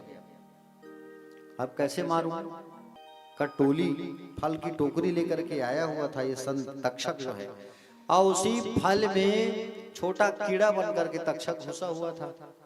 7वां दिन था, शाम हो रहा था, परीक्षित के सामने फल रखा गया। अब कहे अब तो सूर्यास्त हो गया, अब टेंशन नहीं। फल को उठाया और फल को जैसे ही परीक्षित ने जब उठाया, प्यारे भक्तगण, वो फल से निकल करके वो कीड़ा गले में चिपक गया। और गले में जैसे ही चिपका, प्यारे भक्तगण, गले में जैसे ही चिपका, गले के अंदर चिपका और ऐसा काटा कि विष पूरा भर गया। और विष तक्षक नाग डसने वाला है उसको डस दिया, और इतना जहरीला हो गया उसका शरीर की कोई चिकित्सक उसको नहीं बचा पाया। परीक्षित की मृत्यु हो गई। प्यारे भक्तगण, परीक्षित की मृत्यु हो गई। मृत्यु के बाद जन्मेजय ने क्या किया? सर्प यज्ञ करवाया। परीक्षित के बेटे ने। सर्पों का मृत्यु होने लगा, जितने संसार में सांप थे सब मरने लगे। तो आस्तिक नाम के एक मुनि थे, आस्तिक, उन्होंने आकर के जन्मेजय को समझाया, जन्मेजय तुम ऐसा यज्ञ मत कर। तो आस्तिक की बात को सुन करके सर्प यज्ञ को रोक दिया। इसीलिए जब भी सांप आए घर पर तो क्या कहना चाहिए? आस्तिक आस्तिक आस्तिक। ये कहने से सांप जो है चला जाता है। ठीक है प्यारे भक्तगण, जन्मेजय ने भक्ति पूर्वक माँ जगदम्बा की आराधना किया और विधि विधान के साथ श्रीमद् देवी भागवत महापुराण श्रवण किया।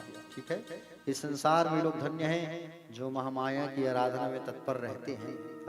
जो मनुष्य देवी का भागवत का अध्ययन करते हैं उनकी सभी मनोकामनाएं पूर्ण हो जाती है। बोलो भगवती मैया की। इस प्रकार जन्मेजय जो है फिर आगे देवी भागवत की कथा व्यास जी से रसपान किया। आगे की कथा को कल रसपान करेंगे।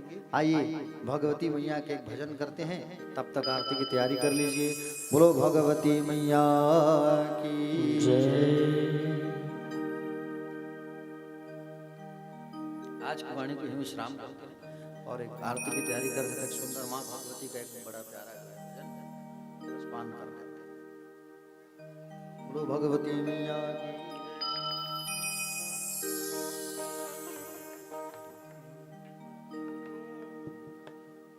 कोनो तोला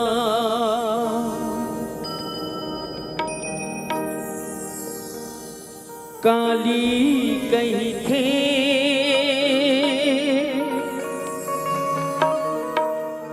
कोनो खापर वाली माँ, कोनो खापरी शेर सवारी वाली मैया, जग के कर राख वाली माँ, जग के कर राख वाली।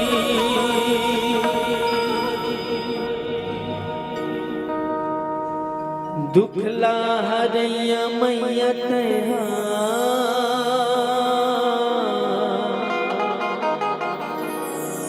भक्तों के सुनैया मैया,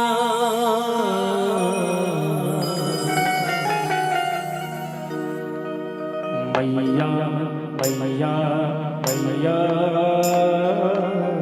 बिगड़ी बना दे।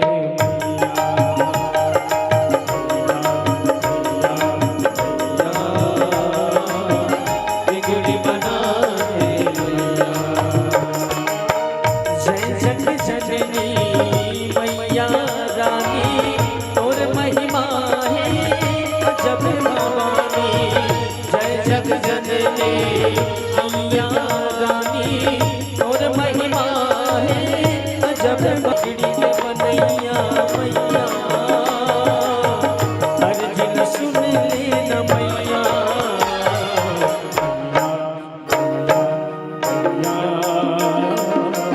पार लगा दे मैया, मैया पार लगा दे।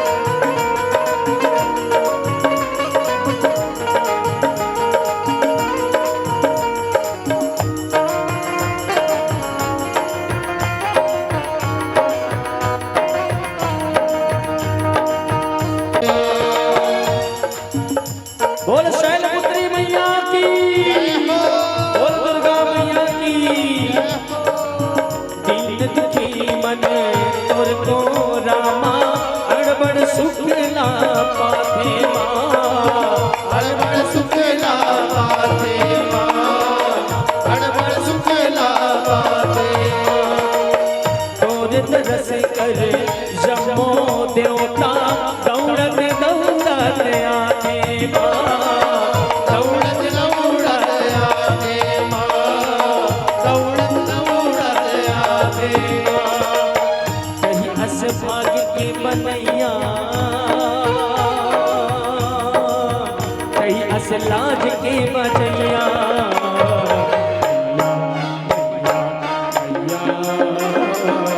पार लगा दे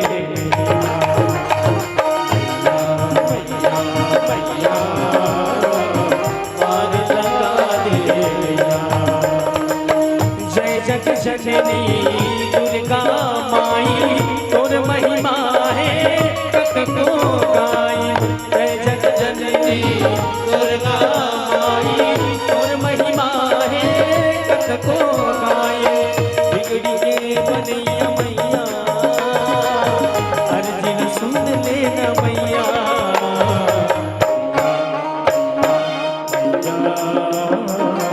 पार लगा दे मैया मैया मैया पार लगा दे मैया मैया मैया मैया पार लगा दे मैया बोल शैलपुत्री मैया की दुर्गा मैया की हर हर आइए हमारे बीच माँ शैलपुत्री का आप लोग दर्शन कर पा रहे हैं। एक बार हमारी माँ जगदम्बा शैलपुत्री आप सबके आए बीच में आई है। बैल पर सवार होकर के श्वेत रंग का वस्त्र धारण करके डमरू और त्रिशूल पकड़ करके एक बार माँ शैलपुत्री का सब लोग जयकार लगाइए। बोले शैलपुत्री मैया की जय हो तो सबको दर्शन कर देरी है मैया जो है सब जो है आप लोग प्रणाम कर पाएंगे और आरती ले पाएंगे मैया का। तो आइए अपने अपने स्थान में खड़े हो जाइए आरती के लिए।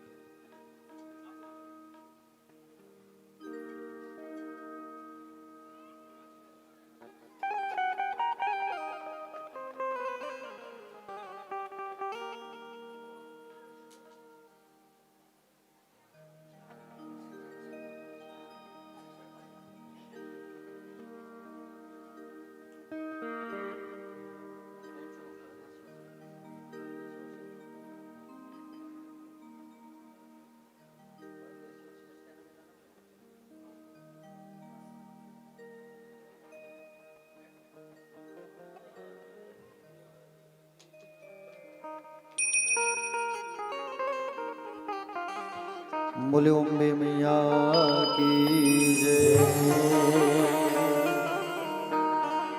हे दुर्गे मैया तेरी आरती गाऊं। हे दुर्गे मैया तेरी आरती गाऊं। हे दुर्गे मैया तेरी आरती गाऊं। हे शीतला मैया तेरी आरती गाऊं। हे शीतला मैया तेरी आरती गाऊं। आरती गाऊं मैया आपको रिझाऊं। आरती गाऊं